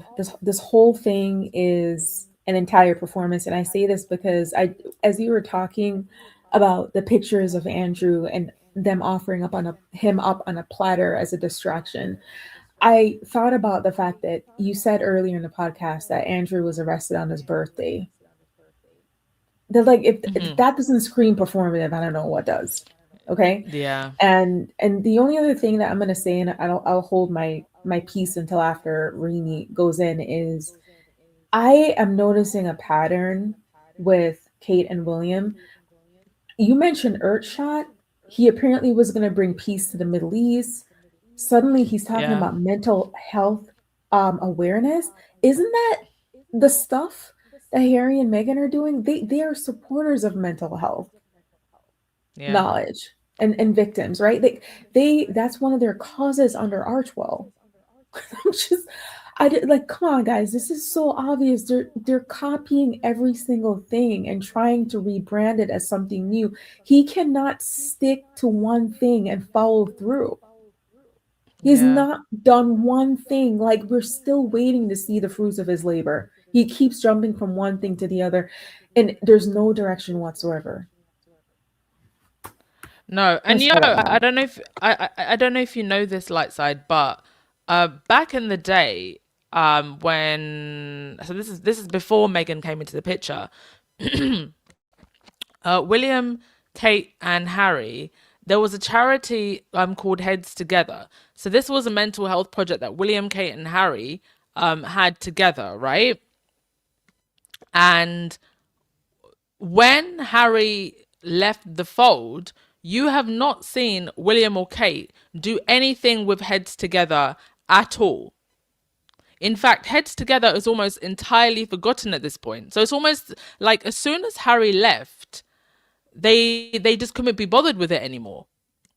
They had something there that they could have held on to and continued to build, but they've just kind of left it by the wayside. And now again, from nowhere, they're talking about mental health. Well, why wouldn't you just pick up Heads Together then? They can't. You're Yes, right. They cannot be consistent with anything. and the interviewers should have brought that up. It would have been the interviewer's job to have done their research, and that would have been the moment to say, what about that organization that you were a part of with your brother? Anyway. Well, okay, to be, I'm sorry. I after listening to what was probably in the interview, my first thought was, please tell me that this man didn't all lives matter the situation right now. I'm sorry. Or worse yet, Yeah. he's having trouble figuring out his emotions. Is he trying to tell us he's autistic? I'm confused. This, oh my god, Wait, Rohini, this you man is ridiculous. wait, Rohini, you watched the interview? I watched a little bit of it because Oh, it's. I think he taped it before. It was taped before. It was taped before. Um, but here's the thing. In all fairness, the last time a royal other than Harry and Meghan had an off the cuff, candid interview, Andrew happened. That interview Yeah. there, and Yeah. it was Yeah. horrible. And before that, you had the Diana interview, Yeah. and it caused a lot of problems. So I do not think, I think that might be one of the few sensible things that they do with William. They never truly ask him anything substantive because he probably doesn't have anything substantive to add, because all of his projects are just, what we call like a white man vanity project. He does not follow through. There's no impact. It's simply to look nice on paper. It may even be, ways to launder money. My tinfoil hat is tingly, but there's no way they can actually ask him anything substantive. And to be honest, I am kind of glad they don't ask him about Andrew, because then they would start to say, why aren't you asking Meghan and Harry about Andrew? And I really don't want them to be in the fire for that madness. Let them stay in the sun in California and sell, the chocolates and stuff. I really don't want them, because that's the next. If him, because I am waiting for them to say, well, we haven't heard Meghan and Harry say anything and put out any statements. Right now, they might be too busy with the circus that is before him to want to, because it's always Meghan's fault somehow, right? So I'm just kind of, I don't want to jinx it, because they're gonna pull them back. So in a way, I'm not that upset that they don't ask him, because they know they can't, because he cannot be candid, he cannot be Africa, because he's not genuine. He is not genuine at all. But And for how long can they keep putting this off? well, they've been doing it for Not a thousand not years. yeah. They've been doing it for a thousand years. Because let's be realistic. This is what we buy when we buy the monarchy, right? Diana and Harry, they were anomalies. They were outliers. They were not the norm for what people expect of them. This is why they cause so much trouble, right? So it doesn't make sense that you try to get them to be authentic. I think if you want to enjoy, and I use that in quotations, the royals, you are setting yourself up to believe the fantasy. It doesn't make sense. Um, but William is incapable of doing a candid interview of anything substantive, because even when he's given a chance, he always says something incredibly stupid. He says Yeah. something incredibly stupid and he gets backlash. So they are managing him quite, especially with this. I don't think they could. I think from a PR standpoint, it makes sense that they don't, because if they do, he will do more damage. He will do more damage. And to be honest, I don't want them to have to say, well, he said something. Why doesn't Meghan and Harry say something? I want Meghan and Harry to say, not my monkey, not my circus. I will stay in California, to be Oh, honest. okay, so here's the thing with that, and this is just my opinion. I think that one of the silver linings for how Harry and Meghan, I'm gonna say, escaped um that Salt Island, part of the redeeming and silver lining of that whole situation is that the entire world knows how they left and how they've been treated. And in addition to that, they've been left out of every single royal function. They've not had any interaction with those people. Now, we know that they're still connected because they're royals, of course. They definitely know what's going on. You know, Harry's going through his case, he's still dealing with that over there. But in all honesty, there this is like a bad breakup with the family where you don't talk to them anymore. So like the onus is Yeah. really on them over there. That's how I perceive it. To me, Harry and Meghan have carved their own little life out. They're doing their own thing. They're raising their own family, trying to immerse themselves in society. They have created their own world here. They had past tense a connection, had in the time of Queen Elizabeth a interaction potentially with Andrew, but that is extremely limited in comparison to the rest of the royal family and exposure and interaction that they've had with Andrew. So I think it might be a little bit different in that sense. I dare anybody to try to ask Meghan or Harry anything in regards to Yeah. Andrew. I guarantee it's not going to turn out the way that people think it's going to. No. Because I mean, first of all, Harry already made mention to Andrew actually in Spare and questioned why it was that Andrew was given security, when Harry wasn't, and Megan, I don't even think she should be asked at all about Andrew, because I asked her about what she only married into this family less than a decade ago. This has been going on for a long time, so I think it would just be insulting to expect Meghan to answer when Charles himself won't answer, when the Queen, when she was alive, didn't want to answer. In fact, she covered for him. And like you said, my God, can you imagine if Harry and Meghan were still there? What on earth would be going on? I mean, right now in the newsrooms of the Daily Mail, they're trying to figure out a way that they can, link Meghan's pinky finger to Andrew and Epstein. So what more if they were still there? They'd be using them as a shield. They'd be using those kids as a shield. It would be absolute chaos. Oh, definitely. Oh, definitely. But their next pivot would be, why haven't they said anything? Because remember, Yeah.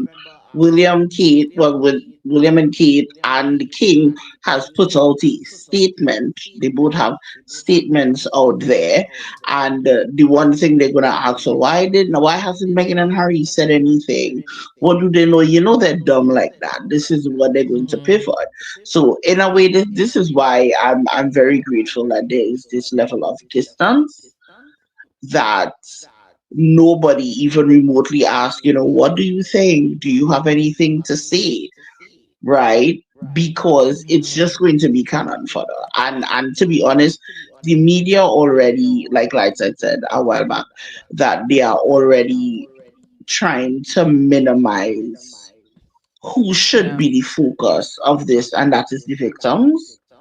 So now it's going to be even louder to drown out these women and what they went through, and that they should be the focal points of this. You should be seeing this as justice is served, well, not served, but justice is being dealt with.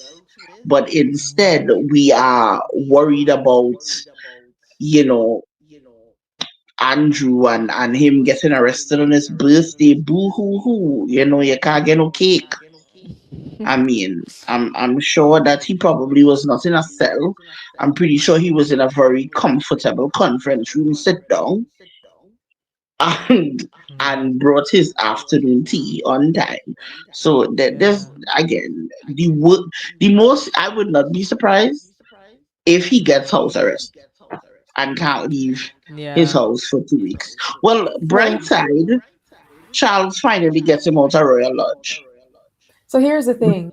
Depending on how they handle the situation, depending on how they can't hide behind Queen Elizabeth anymore for this. There's no mommy to hide behind, right? They have to figure out how they're gonna handle this and how they handle it, whether it appears as though they are giving respect to the victims and honoring what the victims may have gone through, whether they understand it or not, is going to be very telling. They're on thin ice with this, and they're going to have to thread this extremely carefully. If again he did the interview, he's being dragged because he didn't make commentary or he didn't have anything to say. To Anne's point or to Rahini's point, this interview could have been filmed before any of this came out, right? Like no one knows that, but people like to make assumptions, and it's all about how things look. What is they? It's all about how things look and not how they feel, right? So Yes. in this case, how they handle this, because right now they are in a crisis mode and trying to figure out how to deal with him. They don't want to give him up because they've never had in their time a royal that has been held to account for the stuff that they've done, right? They always get away with things. There's a way they just bury things and forget about it, and they throw different things in the headlines and people forget. But how they handle the situation, how they move forward, and the extent of scrutiny and judgment and responsibility that they put on him so that it looks as though he's paying for his crimes is gonna be reflective on how the people as a whole look on that family. They have got to be extremely careful in how they handle this because I guarantee you it's not gonna they don't have the charm or the charisma, right, or the popularity to ride this out. I promise you they don't. No. And I think they're very delusional and they think that they do have the popularity to ride this out, but they really don't. Right, Karen is in the chat. Hey Karen, I just want to play something just before I let Karen in. You guys have to go. This Have a good Oh, night, okay. everybody. Oh, Yeah. thank you so much, Um. Bye, Rahini. Bernie. Oh, Appreciate you and so before, just much. before I go, um, Princess Anne, well, she wasn't arrested, but she got charged because her dogs mauled a little kid, and she has to pay a fine. So there was that. Just a fine. All right. Thank you so much, Rahini. Appreciate you so much. So lovely to hear your voice. All right. Yes, I'm gonna play this and then I will let Karen up. This is a police officer that they had. I think this was on Channel 4 talking about the Andrew situation. From your perspective as a police officer, what does this mean? Well, this is massive. You don't have to arrest somebody that you're investigating. You can ask them to provide a statement through their lawyer. You can invite them to a police station without arresting them, give them the facility of having a caution and a solicitor present. To actually arrest it would suggest there is some significant evidence. It also allows the police to search any properties that are owned, controlled, or under the control. So there would be the opportunity, once the arrest is being made, to search multiple locations. We know that there has been growing evidence within the Epstein files around what Andrew has said and discrepancies in that from what the files are showing. This decision wouldn't have been taken lightly. He can be held up to 24 hours and then potentially up to 96 hours. But I should imagine at this stage they'll have prepared interviews. There'll be an interview strategy. They'll present those questions to Andrew, and I think his lawyer would probably advise him at this stage to make no comment. And then once that has occurred, he'll be released under investigation. So it's fascinating. This is worldwide. I've had requests from all across the world to make comments on this. So it's a massive story here. I know your Sky are covering it extensively, but I think it's not just here; it's across the world. And the idea that the eighth in line to the Queen's favourite son is now been arrested and being questioned for misconduct in public office is a massive story. From your perspective, Indeed, and you know what's so interesting is all of the PR that the royal household does, all of these appearances, all of this smiling and waving here and there, even things like William's Earthshot, still collectively does not make as big a splash as Andrew being arrested. The only other person that makes such a splash is Meghan, for good reasons. Also, completely and utterly wild, and as that clip was playing, I actually double checked this. This is creepy. So do you remember when those 5 horses belonging to the regiment of the king from the House of Cavalry escaped onto the streets of London? And one of the horses had what appeared to be either blood or red paint or something dripping all over its body, the white horse. Well, that happened on April 24th, 2024. So that would mean yesterday when Andrew was arrested, it was 666 days until that happened. I am officially creeped out. Karen. Oh my gosh. Mate, it came up on my Twitter feed and I said, no, absolutely not in Jesus' name. I need to check this to verify. And I've done the math. It's 666 days yesterday that blood-soaked horse and its friends escaped from the household cavalry. Lord, look, I rebuke any negative energy from that. I rebuke. Karen, you can come up. Know something. Hi guys, how are you guys doing? It's good to hear your voices. Karen, are you there? Yeah, are you hearing me? Yeah, can you speak maybe a little bit louder? You're a little bit faint. Oh, sorry. How is that? Yeah, that's better. Thank you. Better? Okay, sorry about that. Yeah. Hi guys, how are you? How are you doing? It's good to hear your voices. Good to hear you too. This is high class strategizing. Oh my gosh. I say you have to go back to, with this situation, you have to go back to the beginning, and I go back to the Trump visit in this whole Andrew situation, because that visit gave Charles the heads up. Okay, and then that's when you start to see a lot of stuff start happening. Okay, and the first thing they did after that visit is say that they're removing that prince title, because they know that the issue is going to hit the fan. That's the heads up that they got. Okay, that a lot of stuff is coming. So they remove the say they remove the prince title from him, because when what happened today or yesterday, it doesn't show this prince title in front of him. It's going as ex-prince or Andrew. They don't want it to show as Prince Andrew. Okay, Mm. and this what happened here is just to appease the outrage of the people. My thing is Yeah. let's wait and see what's going to happen for it, because this is just an appeasement as far as I'm concerned. Yeah. You know, so uh, it's just to look at the steps from then up until now and see the steps that they're taking.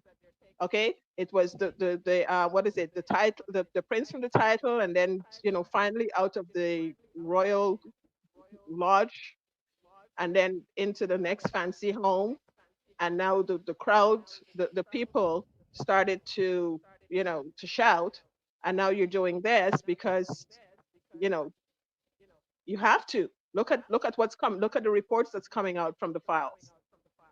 Okay, so they had the heads up. This is all strategizing going on here, high class strategizing going on here, and also them trying to to cover themselves.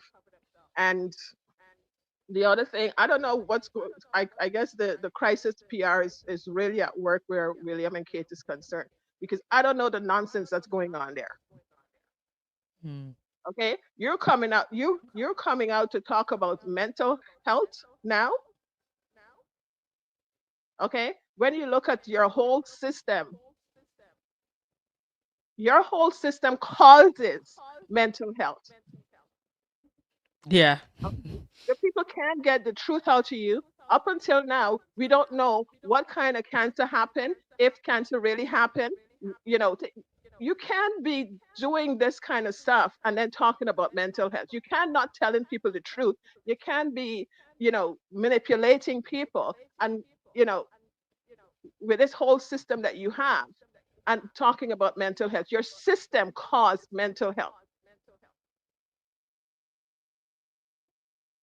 I don't know how to expect people to listen to them, to believe them, to hear anything that they have to say when they can take responsibility, take accountability, and be honest. Okay, your brother came out and that is his platform, mental health. You guys came down on him about speaking out about his mental health. Okay, you say your mom is paranoid when she was speaking out about what was going on with her. Okay, you don't want the clip to show anymore when when your mother was speaking about what's going on with her, and now you're talking about mental health. Yeah. Called his mother paranoid. Yeah. Okay, and now you're asking men to come. Your brother's a big man. When he come out and he was talking about it. Yeah, when Harry came out and spoke about mental health and men's mental health, they said that Harry had been brainwashed by the cult of psychiatry. That's how they framed Harry openly speaking about his mental health. And I don't think we actually talk about how, Harry being a man in his position in the media,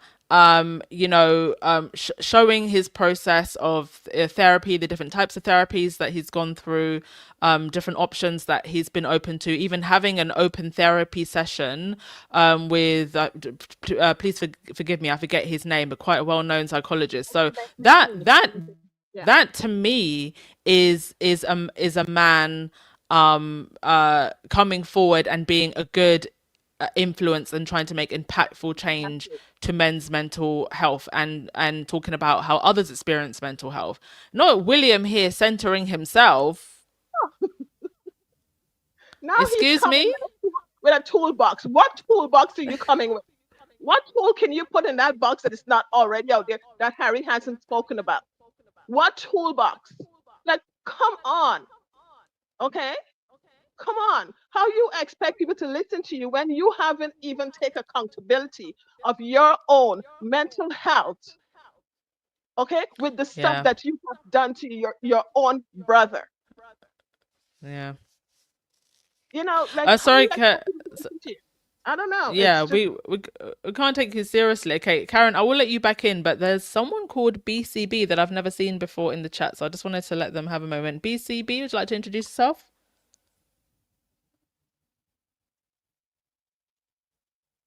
Hello? BCB, are you there? If you are there, I cannot hear you. I don't know if you're speaking. Can anybody else hear them? Don't know if it's a he or she. I Oh, here can't we hear go. anything. No. Oh, that's you, light side. Okay, BCB, if you are able to say anything, or if you're just having technical issues, put it in the StreamYard private chat. You can see it in the sidebar, and then I will try again later. Thank you for coming up. Okay, sorry, Karen, you can continue or light side if you wanted to jump in. Because I think light side, I think you said that you wanted. Did you say that you wanted to say something else? No, I was just thinking that maybe their microphone it might be muted, but maybe they're trying to figure out StreamYard. Yeah, I think that The, okay, the they're trying to only fix it. yeah. Oh, look, there's a private chat. Hang on a second. Yeah, they're saying that they're trying to fix it. Okay, let us know when you fixed it, BCB, and then I'll let you in. Yeah, William's a fraud. He is. That's all I have to say about that. Like he's, you know what William reminds me of? You know the person who has no self awareness whatsoever, and they think they look like Superman, but they really don't.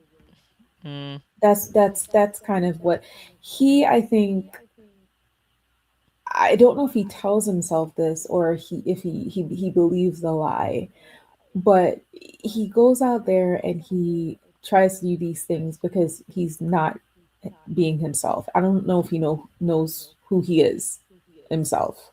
Um, and it shows. Mm. I think the type of impression I get when I see William step into some of these roles is someone who's uncomfortable standing in their presence.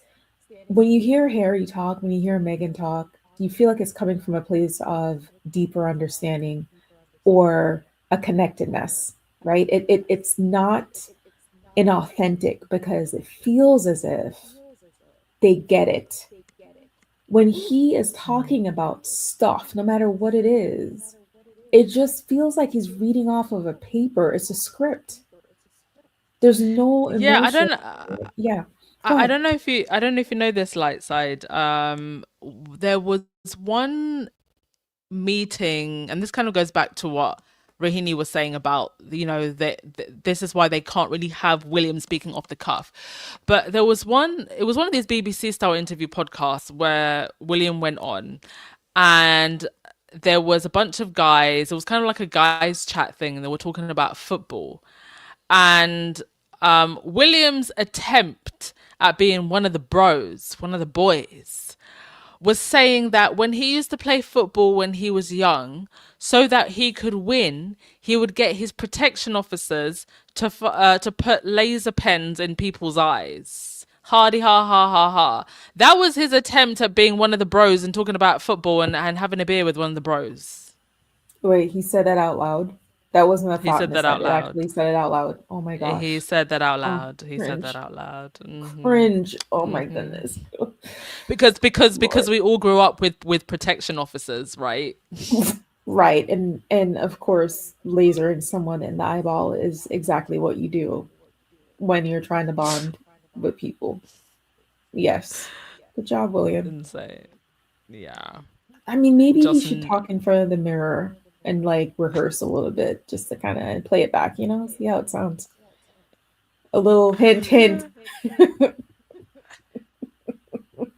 I God, don't, that's embarrassing. I think to him it would sound great.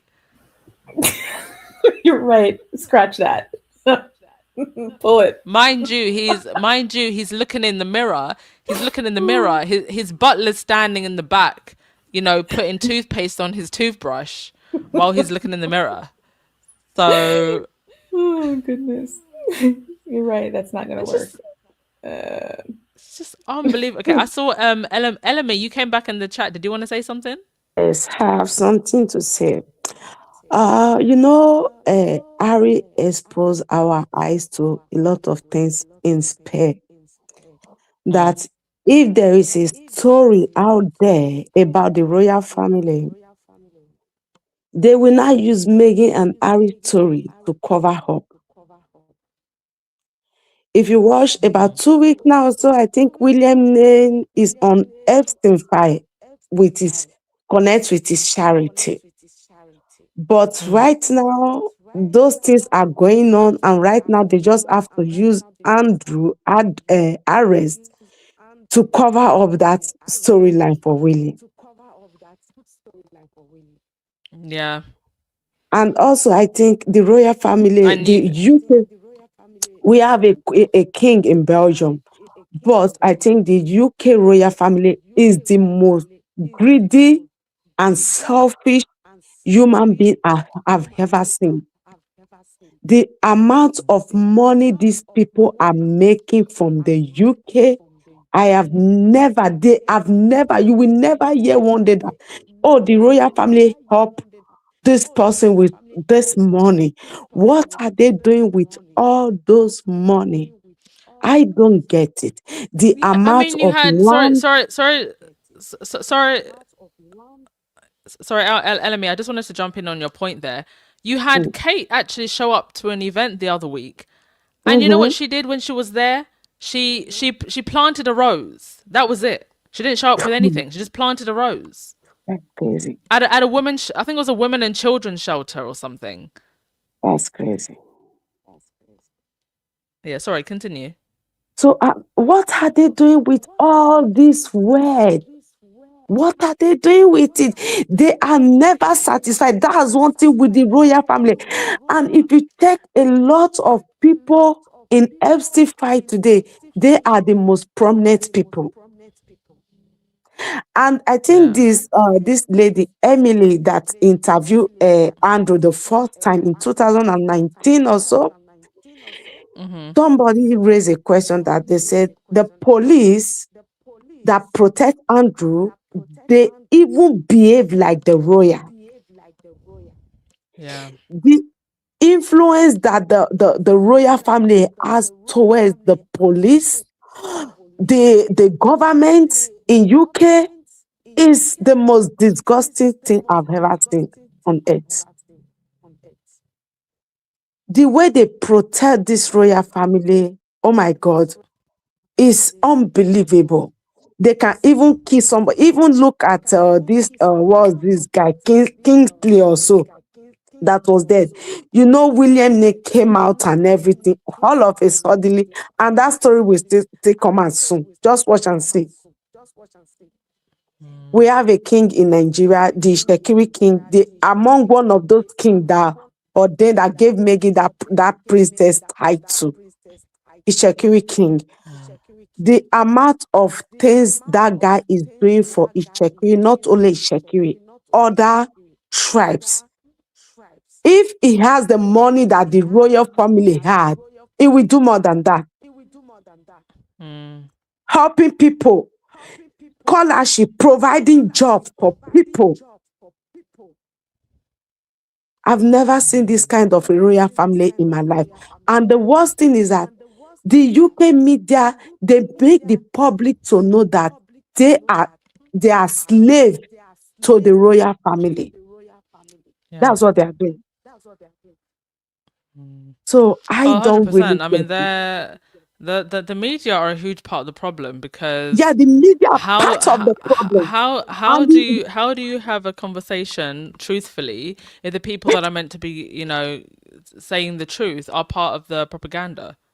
yeah, the royal family is supposed to provide for the poor. Look at William House.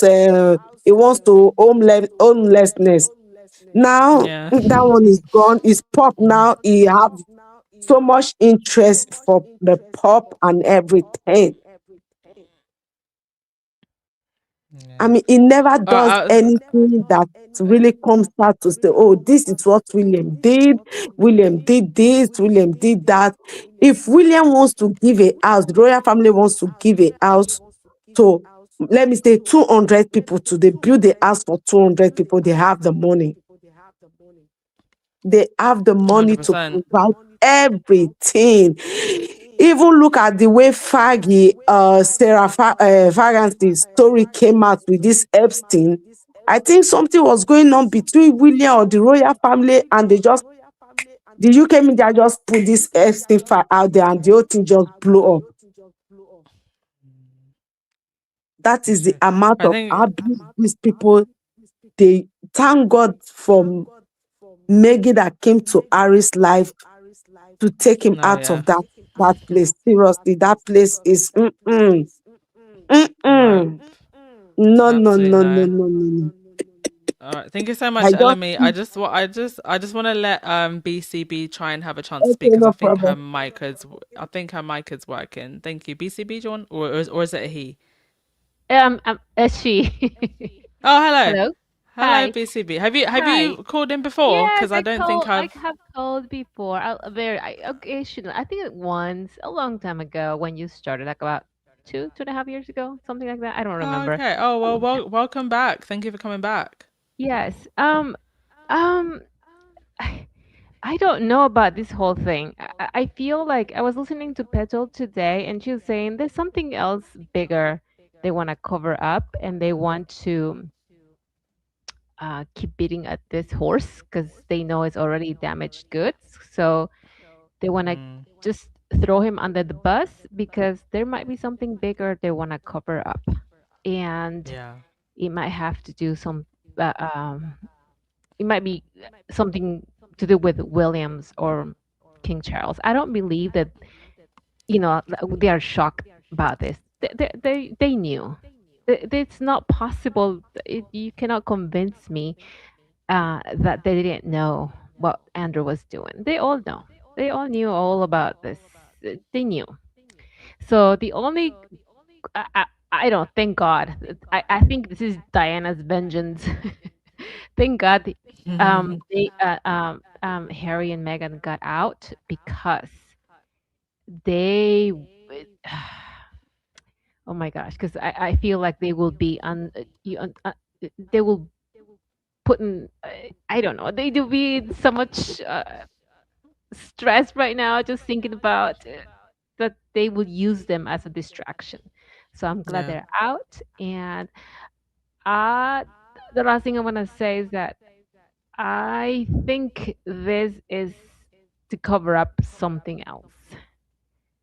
I Right. feel like there's What something. do you think that something else is? There's probably some, like probably King Charles and maybe Williams, that there is more, there's Hmm. something more there. Right. And they probably want to cover up that, and they want to sacrifice Andrew because we know how this family operates. Yeah. So um that's what I want to say, and I'm so glad that Harry and Meghan are just, you know enjoying their life in Montecito and just having letting their family grow away from this Mess. mess. Yes, because I cannot imagine how these kids would live if Hmm. they were in the middle of that family. So I'm just glad that they're out, and I'm glad to support them, and I hope they continue to do all the good things that they're doing. That's kind of like my focus. I just let the other leftovers drown themselves. Oh, so where are you calling from, BCB? California. I was about to go to sleep, but Oh, I checked. nice. I checked. Let me check to see if you were on or anyone was on, and I see you. Huh? This is odd. Usually don't come up at this hour, so I decided Mm. to. Okay, let me stay another half an hour. But I really have to go to sleep. Oh, thank you Yeah. so much for coming back, and I'm so glad that you've been around for a while. Appreciate you. Yes, since the beginning of you and Baron and everybody else has come up and going, I have followed you guys. Appreciate you so much. All right, enjoy the rest of your day, hon. Okay, bye bye. Bye bye. And Lewis, you just brought up Thomas Kingston. I mean, there's been a lot of talk about, is there anything else about his rather suspicious death that we don't know about? Hi, Benjamin, are you just joining us? You're joining us. We've just hit the 2 hour mark. Thank you for coming. Okay, Karen, was there? Okay, we'll start to wrap things up now. Anybody who's joining now, you can join the replay gang, I guess. But we'll just start to wrap things up now. Karen, I'll let you have your 2 cents, and then we'll end with some comments from Lightside. Okay. Yeah, I just wanted to go back to what Lightside was saying in terms of William when he's giving, well, when he's talking. And like you don't really get anything from it. Whatever he's saying, he's reading off a paper, and there's, yeah, you're so right. There's no emotions, and this is with William and Kate. Okay, there's no, to me, whatever it is that they're talking about, that they're reading about, like they were coaching it, um they just have to come out and say something. They just have to say something, and you can see that that's what's happening, because I don't think they even believe what they're saying. I really don't think that they themselves believe what they're saying, because it doesn't come off like that. I don't even think that they understand what they're saying. They just have to read. They were just coached that, listen, you have to talk about this, you have to say something about this, and they just come off and do that. But nothing else comes from it. Nothing else. No feelings, no emotions, no, knowing what you're talking about. None of that come from it. And that's what you've been getting from them for forever long. The other thing with this Andrew situation, Prince Andrew situation, because I am going to put the prince in there because people needs to know that. Okay. Um, it had bothered me as a parent that this guy of this profile has done something, or allegedly was involved in this thing, okay, with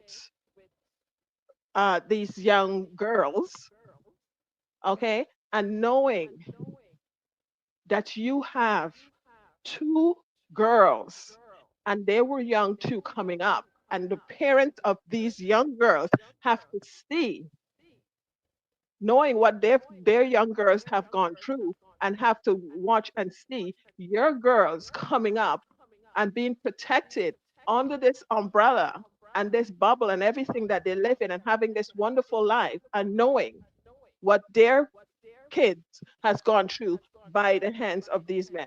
It's heartbreaking. It's really heartbreaking. Yeah. So how is it that you can come out and speak to a public, and be have anything to do with public, when you don't even, the thing is that with this family, every one of them needs to take accountability, down to the children needs to take accountability.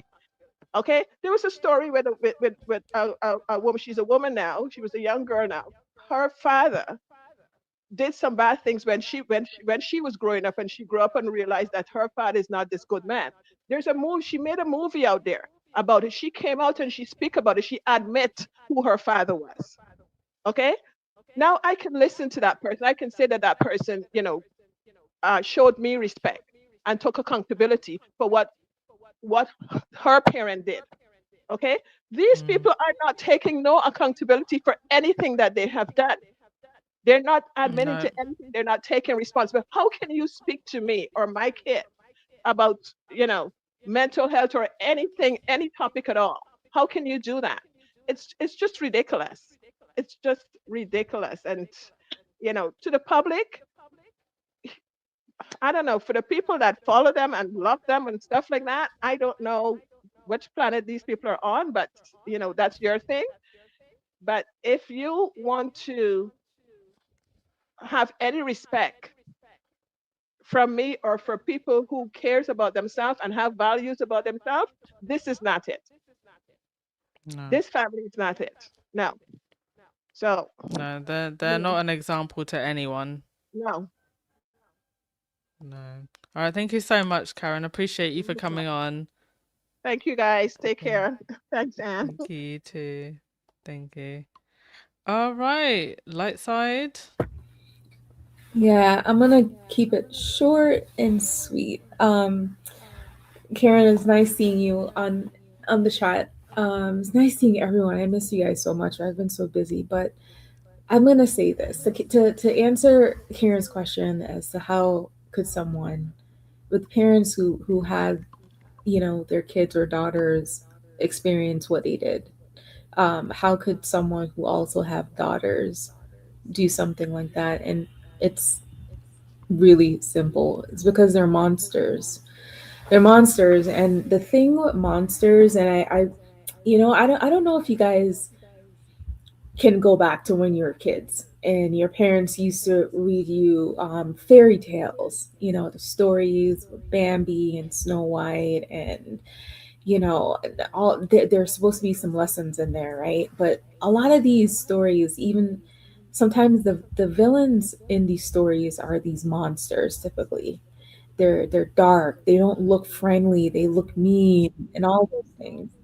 And I think, unfortunately, the lesson that some of us grow up understanding or believing is that when we look at people, the monsters are going to be apparent. The monsters are going to look a certain way, they're going to act a certain way, they're going to do certain things a certain way. And I think the hard lesson in growing up is realizing that monsters look like rich people with nice clothes, that smell good, that look good. They are the grandmothers that could potentially, or I could say they're potentially the grandmothers that could be baking you cookies and giving you warm glasses of milk. They are the dads and the grandfathers who may be looking out for you and asking you if you're okay. They are everybody that you could potentially think of, and it's not to scare anyone, but when we see when we're walking down the sidewalk going through our day, these people are literally like amongst us. They're amongst us, and Yeah. they are so good at hiding their true nature, and that's what makes them so terrifying, because once that mask is removed and you see what you see, you can't unsee it. And that's when the monster comes out. And I think that's what this is because we can't imagine how somebody who seems to have the construct of a family unit, have two daughters, not sons, two daughters, could even turn around and do something like that to other daughters, to someone else's daughter. But yeah, that's all I have. But they were even, I mean, if you're talking about Andrew and Sarah, they were even offering their own daughters up to the plate. Yeah, just horrible people. Truly. All people, but we try to have hope that there are good enough good people in the world that maybe someday some form of justice will come. I think sometimes you have to, what we're going through right now is like the clearing of the swamp, and it can feel very hopeless, and but I keep hope. I keep hope always, because I feel like I genuinely feel that there are more good people on this planet than bad, and it's just unfortunate that we have allowed the bad to hold the seats of power. But these things happen in a cycle, and I think we're going through part of the beginning of the cleansing cycle right now. Like everything, it's like when you're sick, right? All of the gunk and the pus and everything has to come out before you feel And it clear. feels, So I think, yeah, it feels bad while you're going through it. Yeah. yes, Yeah. exactly. So I feel like that's where we're at right now. We just have to, you know, hold ourselves in prayer, and know that eventually the infection does clear, but you have to feel it and go through it before that happens. All right, thank you so much, Lightside. Thank you to everyone who has joined the pod today. We're going over 2 hours. I think this is the first time we've had a 2 hour plus podcast in a while, but there was so much to say. There is actually still a lot more to say, but I'm gonna end it here, and then I'll maybe come back with another podcast later today. But I appreciate you all so much. links in bio and in the chat if you would like to donate. And yeah, we will catch up. Please do protect your mental health, especially those of you who have experienced abuse before. I would actually advise you just to maybe disengage for a week or so. We all like a bit of tea and gossip and whatnot, but our mental health and our spirit comes first. So if you need to take a break from any of this, please do take a break. And yeah, we will catch up later. Thank you so much, folks. Ciao. Oh, Baron is on apparently. So if you want to continue the chat, you can go over to Baron. All right. Ciao.